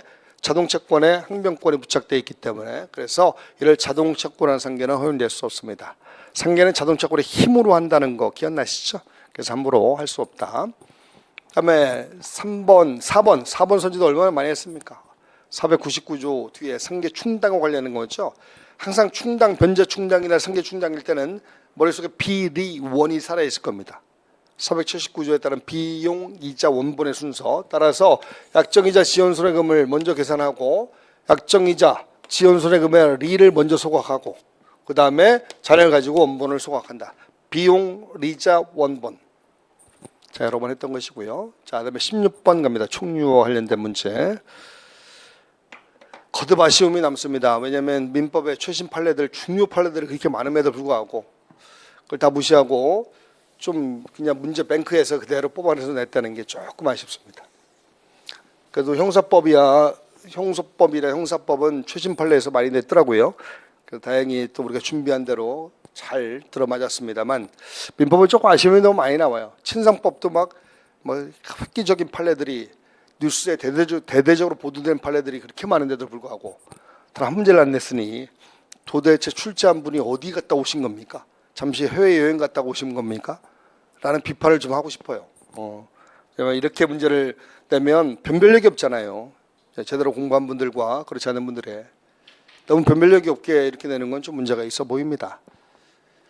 공동이행 방식의 공동수급체, 이거 자 조합이라고 하죠. 조합.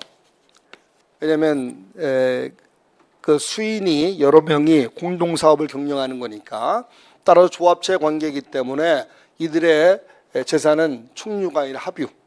조합체의 재산은 합유죠. 합유에 속합니다. 공동이행 방식 공동수급체 컨소시엄을 구성해서 하는 거. 그래서 이건 공동사업이므로 이거는 분명히 총류가 아니라 합유입니다. 1번 틀렸고요. 그다음에 지역주택조합은 재건축조합이라고 생각하세요. 재건축조합 비법인 사단이죠. 비법인 사단이기 때문에 전문의 총류에 속합니다. 재건축조합 비법인 사단 저기 출처 확인하시고요. 그다음에 종중 비법인 사단 대표적인 거. 그다음에 이거 총류. 그다음에 총류물의 관리 처분은 276조에 따라서 사원총회 결의. 그러나 그보다 종중 규약이 있으면 규약이 앞서게 되고요. 종중 규약이 없으면 종중총회 결의. 275조와 276조의 관계를 가만히 보시면 276조에 총류물의 관리 처분은 사원총회 결의에 의한다로 되어 있는데 275조 그 앞서 있는 조문에 보면 규약이 있으면 규약이 먼저 적용된다는 내용이 있습니다. 규약, 정관규약으로 달리 정한 이외에는 다음 2조에 따른다라고 되어 있음으로써 그다음에 4번은 자 교회 총류죠. 비법인 사단 총류. 총류에 관한 보존행위는 단독으로 할 수 있다는 조항이 없죠. 합유나 공유는 단독으로 할 수 있다는 조항이 있지만 총류 쪽에서 보존행위는 단독으로 할 수 없습니다. 그렇다면 이때는 비법인 사단 이름으로 또는 전원이 고유필공 형태로 해야 됩니다. 따라서 이 교인총회 결의를 거쳐서 비법인 사단 이름으로 하거나 또는 고유필공 형태로 해야 됩니다. 근데 만약에 이러한 절차를 거치지 않았다면 이거는 부적법 각하됩니다. 그래서 16번 문제도 여러 번 풀었던 이러한 익숙한 선지들이죠. 다시 한번 아쉬움을 토로합니다. 유일하게 최신 판례 하나 낸 게 꼴랑 17번입니다. 17번에 유일하게 이거 최신 판례 하나 내놓고 또 생색을 내겠죠? 죄송합니다. 출제한 분을 자꾸 까는 것 같아서 그게 아니고요. 제 마음속에 있는 아쉬움을 토로하는 겁니다.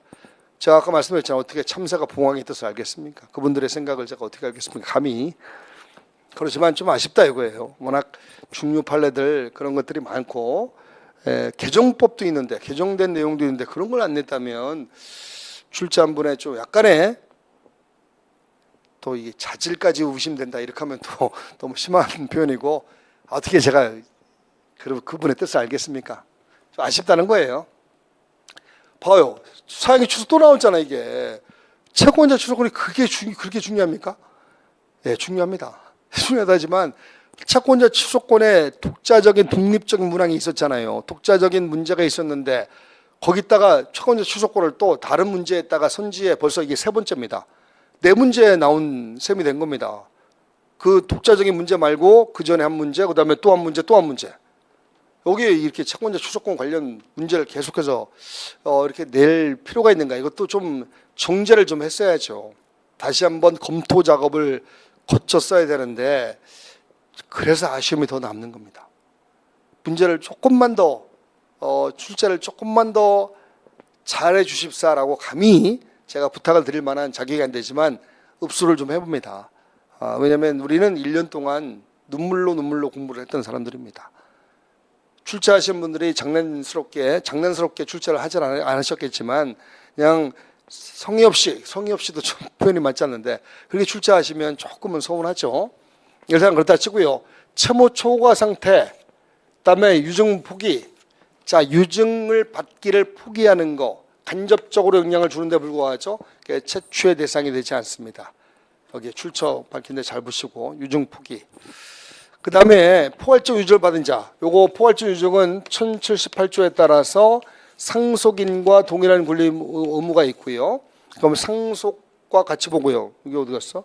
상속과 같이 보기 때문에 상속에 따른 부동산 물권 변동은 187조에 따라 등기를 요하지 않죠. 그래서 등기 없이 당연히 소유권을 취득합니다.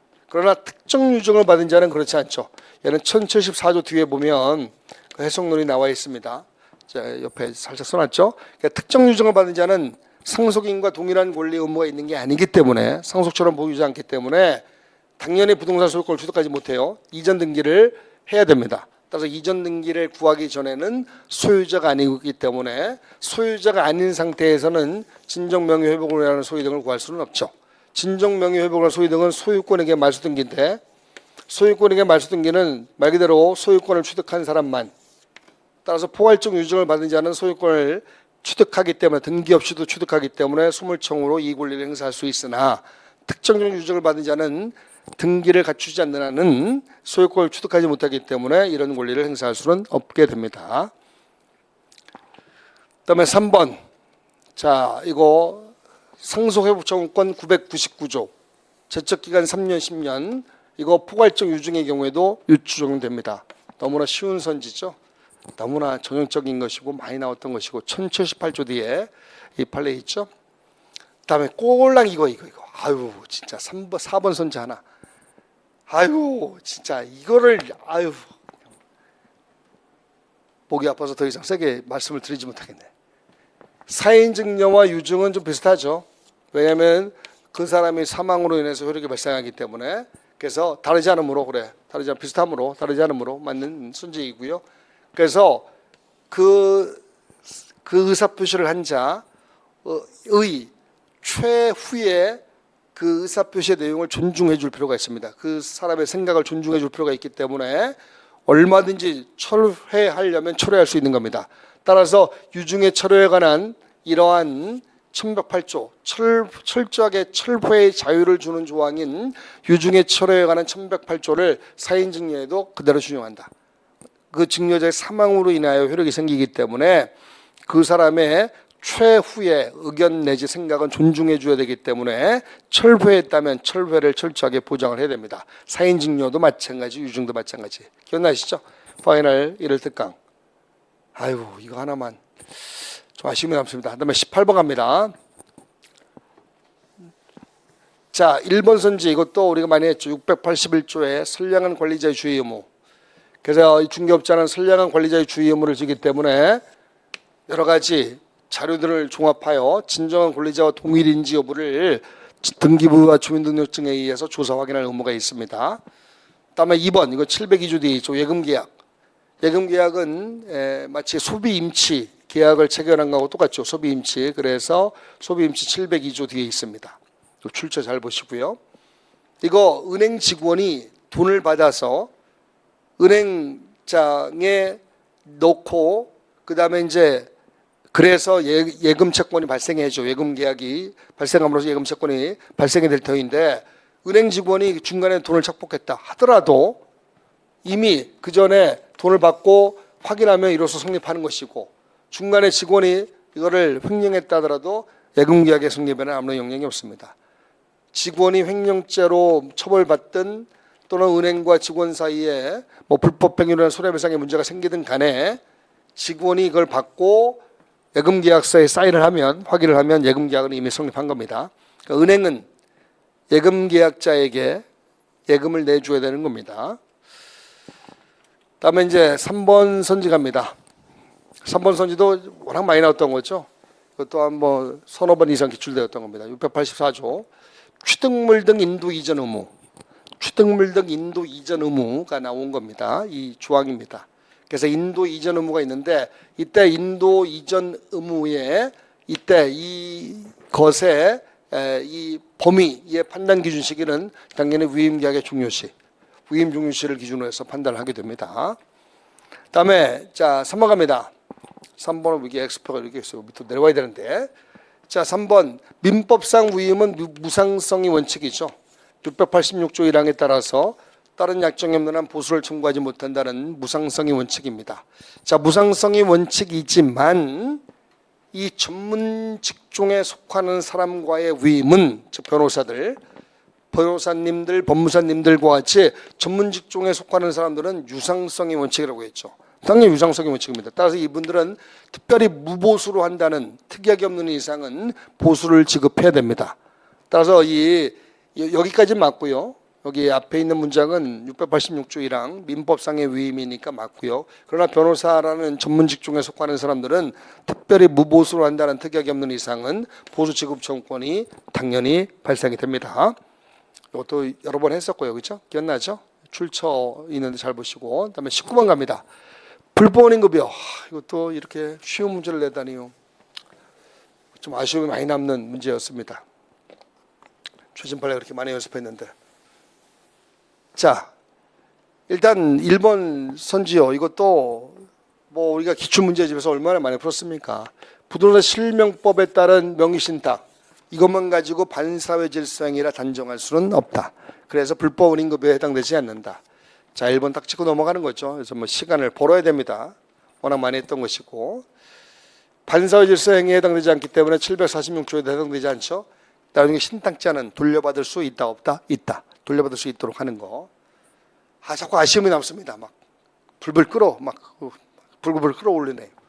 그다음에 윤락행위 이거는 뭐 정윤자 생사불에 따라 103조 위반 따라 746조의 불법 원임급여에 해당됩니다.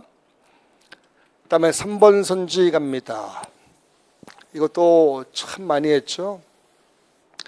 불법 원임급여에 해당되면 어떠한 형태로도 반환 청구하지 못한다. 반환 청구를요 우리 국가가 우리 법이 절대 도와주지 않겠다 이겁니다. 스스로 반사회 질서 행위를 한 놈이니까. 그러나 지들끼리의 반환을 하기로 하는 약정 또는 임의 반환하는 거 이건 국가가 도와주는 게 아니기 때문에 이거는 뭐 특별히 나쁜 거 없으면 니들끼리는 뭐 하라 이거예요. 해도 된다. 그래서 이거는 특별히 반사회 질서 행위에 해당되지 않는 한 저것까지 말리진 않겠다 이거예요. 임의 반환 내지 반환 약정, 임의 반환 내지 반환 약정만은 이것만은 특별히 말리지 않겠다 이거예요. 저들끼리 한다는데 뭐 국가가 도와주는 게 아니기 때문에. 그래서 3번은 맞는 선지가 됩니다. 그다음에 4번 선지도 예전에 기출 한번 되었었던 거죠. 그리고 뭐 제가 여러 번 말씀드렸고 자 관세 포탈의 범죄가 되면 벌써 정의관념에 반하는 행위로서 103조 위반 그러면 746조가 쪼로로 따라 붙을 것이고요. 그래서 비밀송금 케이스 이렇게 제가 딱딱 붙여서 키워드를 잡으라고 했죠. 관세법 위반의 비밀송금 케이스는 746조 불법 원임급여에 해당됩니다. 그다음에 20번 갑니다. 사용대차. 사용대차도 냈고 임대차도 냈더라고요. 조금 아쉬움이 너무 많습니다. 좀 여러 군데 이렇게 좀 펼쳐서 널리 숲을 보고 그리고 문제를 골고루 출제를 하고 그다음 최신 판례 개정법의 내용도 출제를 했어야죠. 목이 아파가지고 좀 세게 말씀을 못 드리겠네요. 정말 참 아이고 1번 볼게요. 이거 1번도 우리가 얼마 많이 했습니까? 614조에 원래 사용대차는 사용자가 사용대주와 사용차주가 있을 때 사용차주가 죽으면 당연히 돌려줘야지 물건. 그래서 사용차주가 사망하면 해지할 수 있다라는 거죠. 근데 다만 이거는 예외적으로 6판례 건물의 소유를 목적으로 한 토지 사용대차는 건물의 소유를 목적으로 하기 때문에 이 건물을 소유하고 있는 을이 사망했다 해서 사용대차가 냉정하게 해지되면 건물이 허물릴 수밖에 없죠. 건물의 보존을 위해서 이때는 614조를 적용하지 않습니다. 따라서 차주가 사망한 경우에도 해지할 수 없도록 하자. 건물의 존립을 위해서. 다음 2번은 양도받은 자는 양도에 관한 대조에 승낙이 없으면 대항할 수 없다. 신뢰관계 때문에 신뢰성 때문에 610조 뒤에 있는 판례고요. 양도받은 자 승낙이 없으면 함부로 대항하지 못합니다. 그다음에 3번 존속기간을 정하지 않은 경우에는 이때 현실로 사용수익이 종료하지 않는 경우에도 충분한 기간이 경과하면 이때는 대주는 사용대차 계약을 해지하고 반환을 청구할 수 있도록 합니다. 613조에 있는 조항과 관련된 내용이고요. 조항 그대로. 그다음에 4번 선지는 유입비 상환 청구권, 필요비 상환 청구권은 없죠. 사용대차에서 차주에게는 임대차를 제외하고는 목적물을 빌려주는 이 계약에서 임대차를 제외하고는 다 빌려간 사람이 유지 수선 관리를 해야 되고 따라서 필요비 상환 청구권은 사용대차 쪽에는 없습니다. 그러나 유입비 상환 청구권이 있다. 요거 611조 뒤에 있는 판례를 보면 나와 있죠. 21번 갑니다. 무효와 취소에 관련된 문제요. 자, 21번 또 메모 총칙에 관한 문제고, 자, 1번 선지 봅니다. 1번 선지 제가 양심상 출처를 여기다 띄우지 않았죠. 기본소에 직접적으로 있는 게 아닙니다. 그러나 우리가 알고 있는 바와 같이 무효와 취소의 경합이라는 거 기억나죠? 이중효과의 법리. 무효인 경우에도 취소를 주장할 수 있고 취소의 경우에도 무효를 주장할 수 있고 둘 중에 하나 선택적으로 주장할 수 있다. 따라서 무효와 취소는 따로따로 가는 겁니다. 경합한다. 이중효과의 법리처럼 따로따로 가는 겁니다. 따라서 무효라는 주장 속에 당연히 취소라는 주장이 포함되어 있다 볼 수는 없죠. 무효와 취소의 경합, 또 무효와 취소의 이중효과의 법리를 생각하시면서 이 선지를 접근하시면 이걸 보지 못했다 하더라도 충분히 풀 수 있는 문제입니다. 또 소고법을 통해서 다른 지문을 통해서 문제를 풀 수 있는 것이고 무효와 취소는 경합, 따로따로 노는 겁니다. 따라서 무효라는 주장 속에 취소가 당연히 포함되어 있다 볼 수는 없습니다. 2번요. 무효인 행위의 추인. 이거 139조. 소급표가 없죠. 따라서 무효인 가등기를 유효한 등기로 전용키로 하는 이런 추인은 소급표가 없습니다. 그래서 소급하여 유효한 등기로 전환될 수는 없다. 맞는 선지입니다. 이건 여러 번 풀었던 선지이고요. 그다음에 3번 갑니다. 146조에 보면 취소권 행사 기간 한 날로부터 3년, 그다음에 법률 행위를 한 날로부터 10년. 자, 법률 행위부터 10년은 상관없고요. 만 날부터 3년. 제가 둘 중에 하나가 도가 되면 끝난다라고 말씀드렸던 게 나죠. 둘 중에 하나 도가 되면 끝난다. 요거는 판례라기보다는 해석론입니다. 판례라기보다는 해석론. 물론 제가 판례를 묻는 지문과 주문을 묻는 지문의 비중 비교할 때는 이걸 판례 쪽에 집어넣었지만 해석론입니다. 그래서 둘 중 하나 어느 것이든 먼저 경고하면은 취소권 소멸된다는 거. 3년 또는 10년이기 때문에 둘 중 하나 경고하면 끝나는 겁니다. 이때 안날로부터 3년이라고 할 때 미성년자의 법률행위의 경우에는 미성년자가 안날로부터 갈 수는 없죠. 그래서 이때는 법정들이 안날로부터. 이 공식은요. 우리가 채권자 취소권 할 때 1년 5년 또 불법 행위로 손해배상 할 때 3년 10년 이거 할 때도 항상 그랬죠. 채권자 취소권 할 때 1년짜리가 취소 원인을 안날로부터 1년. 이때 미성년자의 경우는 법정들이 안날로부터. 또 저 뒤에 불법 행위 손해배상 청구권도 마찬가지죠. 손해 및 가해자 안날로부터 미성년자가 피해자라면 법정들이 안날로부터 이렇게 가잖아요. 그렇죠? 똑같은 공식입니다. 그 다음에 3번 조문 그대로죠. 137조. 일부 무효일 때는 전부 무효를 원칙으로. 다만 무효분이 없더라도 법률행위를 하였을 것으로 인정되면 나머지 분반은 유효. 22번 갑니다. 공유물 분할. 이것도 참 너무 쉬운 문제들만 깔았어요. 제발 최신 판례는 어디 갔나요? 제발 그 중요한 친족 상속법의 개정법의 내용은 어디 갔나요? 왜 그런 것들을 안 내셨나요? 내년에 내시려고요?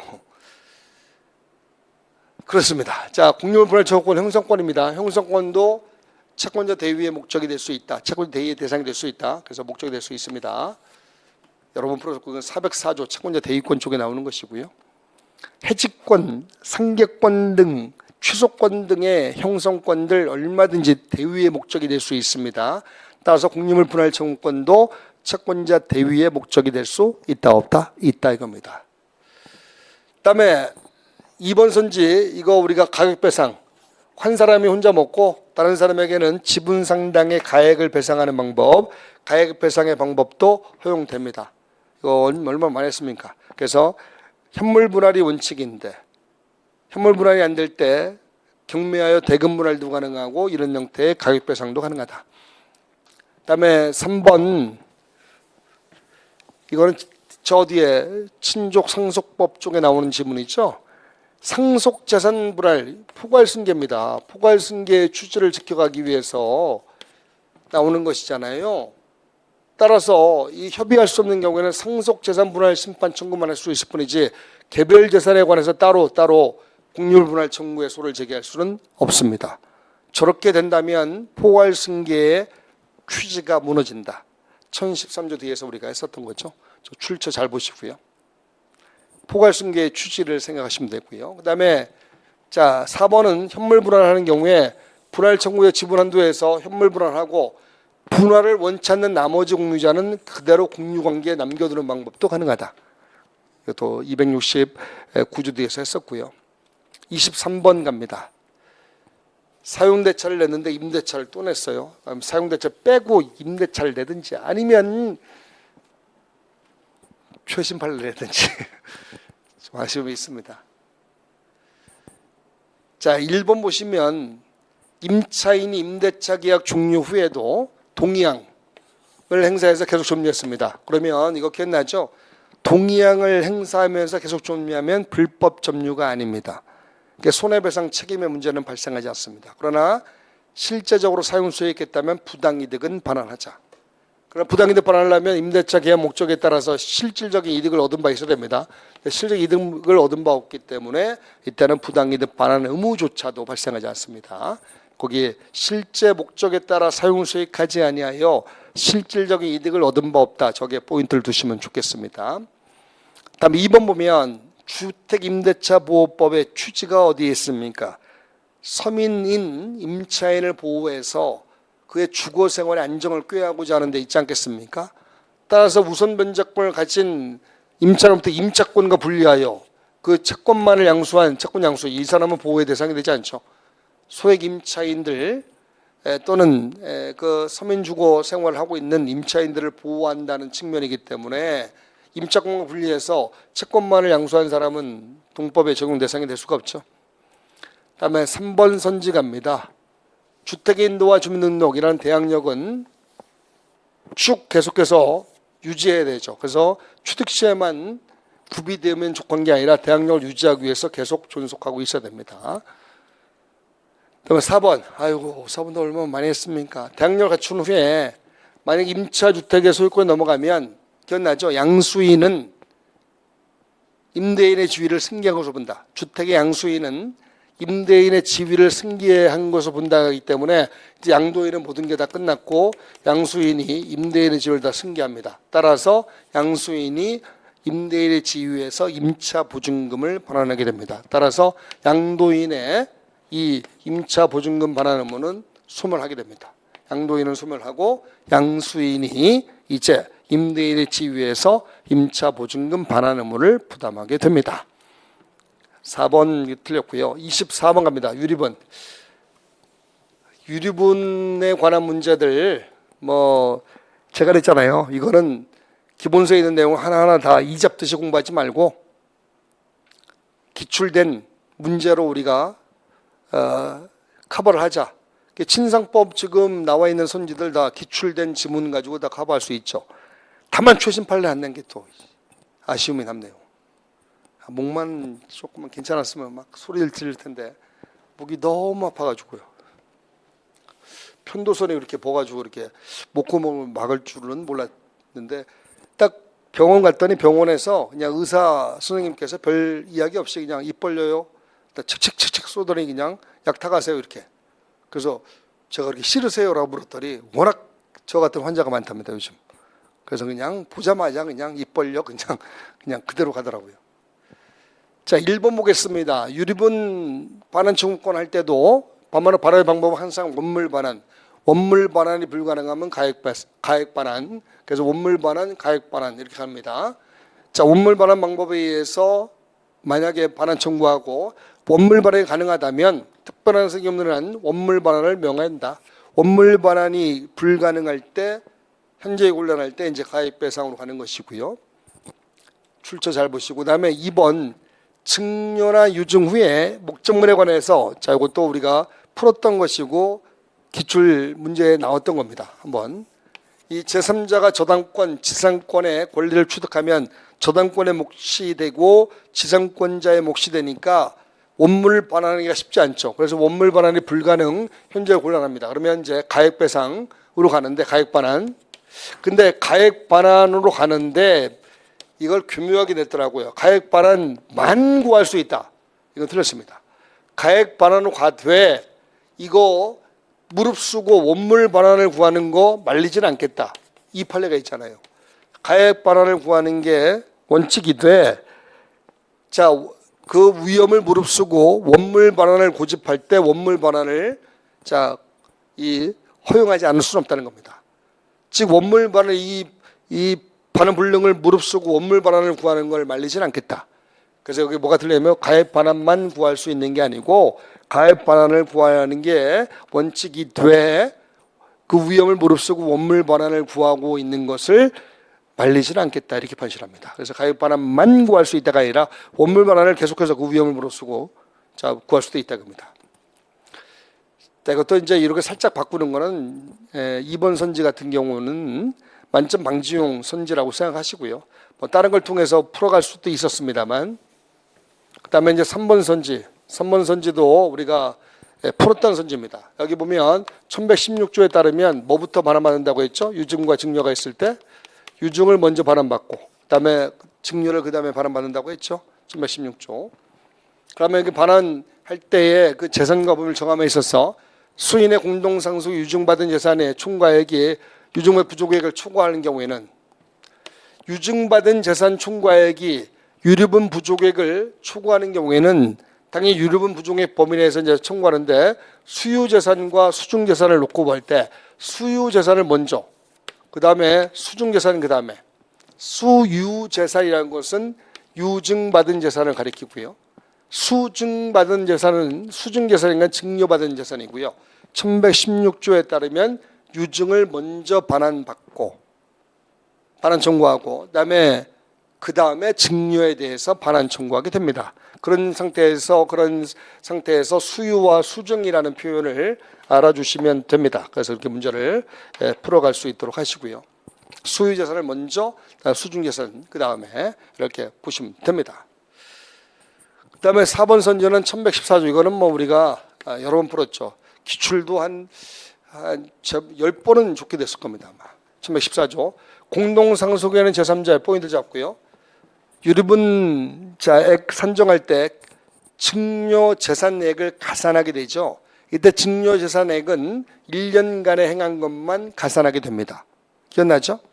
자, 그렇지만 저 사람이 만약에 유류분 권리자에게 손해를 갈 것을 알고 증여했다면 1년 전후를 묻지 않는다. 그래서 1년 전후에 묻지 않고 1년 전에 한 것에 대해서도 가산 또는 유류분 반환 청구가 가능합니다. 가산하게 되고 반환 청구가 가능하다.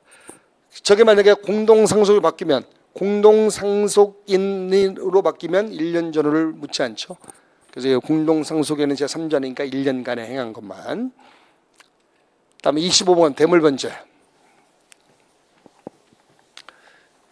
자, 1번 보시면 이행에 가름한 다른 급여. 그래서 대물변제는 여러분들 기억나죠? 유상이며 요물계약이다.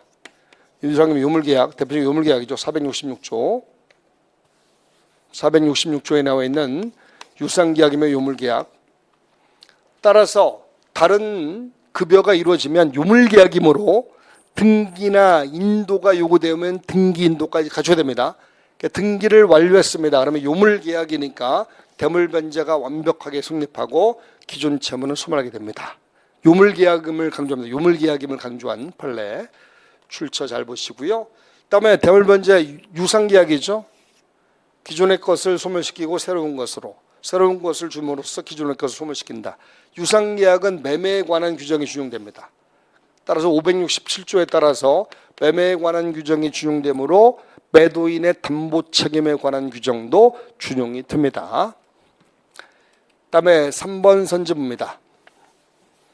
대물변제 약정으로 부동산 소유권을 이전받게 되는 사람이 소유 등을 받게 되기 전에 부동산 인도받아 점유 사용하고 있다. 앞으로 대물변제 약정으로 소유권을 이전받게 되는 사람, 이른바 매매계약을 체결해서 매수인이 앞으로 소유 등을 이전받게 되겠죠. 그 사람하고 똑같은 겁니다. 어차피 매수인에게 넘어오듯이 대물변제 약정으로 소유권을 이전받게 되는 사람에게 넘어오게 될 거. 미리 부동산을 인도받아 점유 사용하고 있다 하더라도 그건 부당이득이 되지 않습니다. 그래서 이거는 부당이득 반환 의무가 있지 않습니다. 이건 213조 뒤에 있죠. 이 판례. 그를 상대로 반환 청구도 할 수 없고 부당이득 반환 청구도 할 수 없고 목적물 반환 청구도 할 수 없고 그다음에 점유 사용 수익은 이 대물변제 계약에 따른 또는 매매 계약에 따른 적법한 이행으로서 하는 것이기 때문에 부당이득이라 볼 수 없다는 거. 자, 4번은 대물변제의 예약완결권 564조. 이거 행사 기간을 약정하면 기간 내 약정 없을 때는 권리가 발생한 때부터 10년. 이것도 우리가 여러 번 풀었던 거죠. 564조 뒤에 있는 판례입니다. 자, 이름으로써 문제를 우리가 다 풀었습니다. 자, 여러분들 다시 한번 확인하면 중요한 것은 얼마나 정석에 충실했는가, 얼마나 땀을 뻘뻘 흘리면서 열심히 했는가, 얼마나 우리가 몸 만들기를 최선을 다해서 했는가, 이런 게 중요한 게 아닙니다. 완주를 했는가가 중요합니다. 제가 1일 특강 마지막 파이널 3세션 특강할 때 그랬죠. 여기까지 같이 함께 하신 여러분 벌써 승리한 것이라고요. 이게 차츰차츰 또는 한층 한층 쌓여져 가는 겁니다. 겹겹이 쌓여져 갔을 때 막강한 실력이 나오게 되는 겁니다. 여러분들 시험을 잘 봤든 못 봤든 완주를 한 여러분들이기 때문에 그 자체로 칭찬의 말씀을 좀 제가 드리고 싶고요. 출제자의 패턴 성향을 제가 감히 어떻게 비판할 수 있겠습니까? 아까 이제 우스갯소리로 농담 삼아서 비판 쪽으로 말씀을 드렸지만 어떤 출제자가 출제를 한다 하더라도 우리는 수험생이므로 겸손하게 그 문제를 받아들일 수밖에 없잖아요. 그래서 항상 모든 걸 다 대비해야 된다. 최신 판례가 많이 나오지 않았다 해서 최신 판례를 공부 안 하는 그런 또 수렁에 빠지면 안 됩니다. 최신 판례는 분명히 중요하다. 올해는 많이 나오지 않았지만 내년엔 또 많이 나올 수 있다. 자, 지금 현장에 여러분들 나왔습니다만 여기에 뭐 시험을 못 봐서 내년에도 대비해서 하기 위해서 나오신 분들도 계시겠지만 그렇지 않은 분들도 계십니다. 집에서 있기보다는 학원 나와서 해설 특강이라도 듣자. 아주 뭐 좋은 생각입니다. 7.6점 이상의 고득점을 했음에도 불구하고 여기 자리에 앉아 있는 그런 겸손한 모습을 볼 때 정말 제가 좋은 분들과 지난 1년을 함께 했구나라는 생각이 들면서 아주 마음이 뭉클해집니다. 그다음에 또 유튜브로 온라인으로 이걸 듣는 분들도 아마 최선을 다하고 완주를 했기 때문에 편안한 마음으로 지금 보고 계시리라 믿습니다. 다만 플랜 B가 가동되어야 될 분들은 저한테 좀 다녀가시고요. 또 저희들이 끝까지 책임진다는 프로그램을 이번에 만들었습니다. 이런 말씀 드리기가 좀 약간은 조심스럽습니다만 한 번 더 준비를 해야 될 분들은 저희들의 그 1년 여정을 같이 했던 분들은 50%를 할인해서 저희들이 다시 한번 여러분들의 그 밑거름이 되어 드리겠습니다. 또 여러분들 보조해 드리겠습니다. 그래서 파격적인 할인 행사도 있기 때문에 저희들이 여러분들 합격할 때까지 꼭 동행해 드릴 겁니다. 그다음에 이제 시험을 잘 보신 분들은 두려워하지 마시고 뭐 마킹 실수했는가 걱정하지 마시고 편안한 마음으로 기다리고 계셨다가 면접 준비 따로 하지 마시고 7월 15일 토요일 2시에 이 자리에 오시면 됩니다. 그때부터 면접 준비해도 충분합니다. 그래서 저희들이 면접 최종 합격할 때까지 동행해 드릴 거고요. 법원 공무원 교육원 가서 최종 합격증 받고 6주 동안 교육받을 때 지금 여러분들이 지금까지 받았던 모든 땀과 노력들 또 모든 고통들에 대한 충분한 보상이 이루어짐을 행복하게 다 느끼게 될 겁니다. 자, 그때를 위해서 우리가 그렇게 많은 시간 동안 참아왔던 것이고요. 자, 여하튼 여러분들 어떠십니까? 지금 마음이 후련하십니까? 제가 마무리할 때 항상 그랬죠. 아주 미련 없이 훌 털고 시험장에서 나올 수 있도록 하자. 저 먼 발치에 있는 가족들을 따스하게 안아줄 수 있도록 하자. 아마 그런 상황이 지금 되고 있으리라 생각합니다. 그 전에 만약에 좌절하고 어디 숨어들었던 분들도 다시 수면 위로 올라와서 다시 내년을 향한 준비를 할 때입니다. 뭐 창피하게 생각하지 마시고 그런 분들을 제가 수천 명을 봤기 때문에 저한테 다시 그냥 얼굴 들고 다시 올라오시기 바랍니다. 저한테 오셔서 같이 상담하시고 따스하게 위로해 드릴 것이고 또 1년 계획 플랜을 짜 드릴 테니까 다시 열심히 해야 됩니다. 그렇기를 꼭 소망하고요. 또 시험 잘 보신 분들은 기도하는 마음으로 좋은 결과 있기를 바라겠습니다. 자, 그러면 전체적으로 민법 해설을 다 마치도록 하겠습니다. 수고했습니다.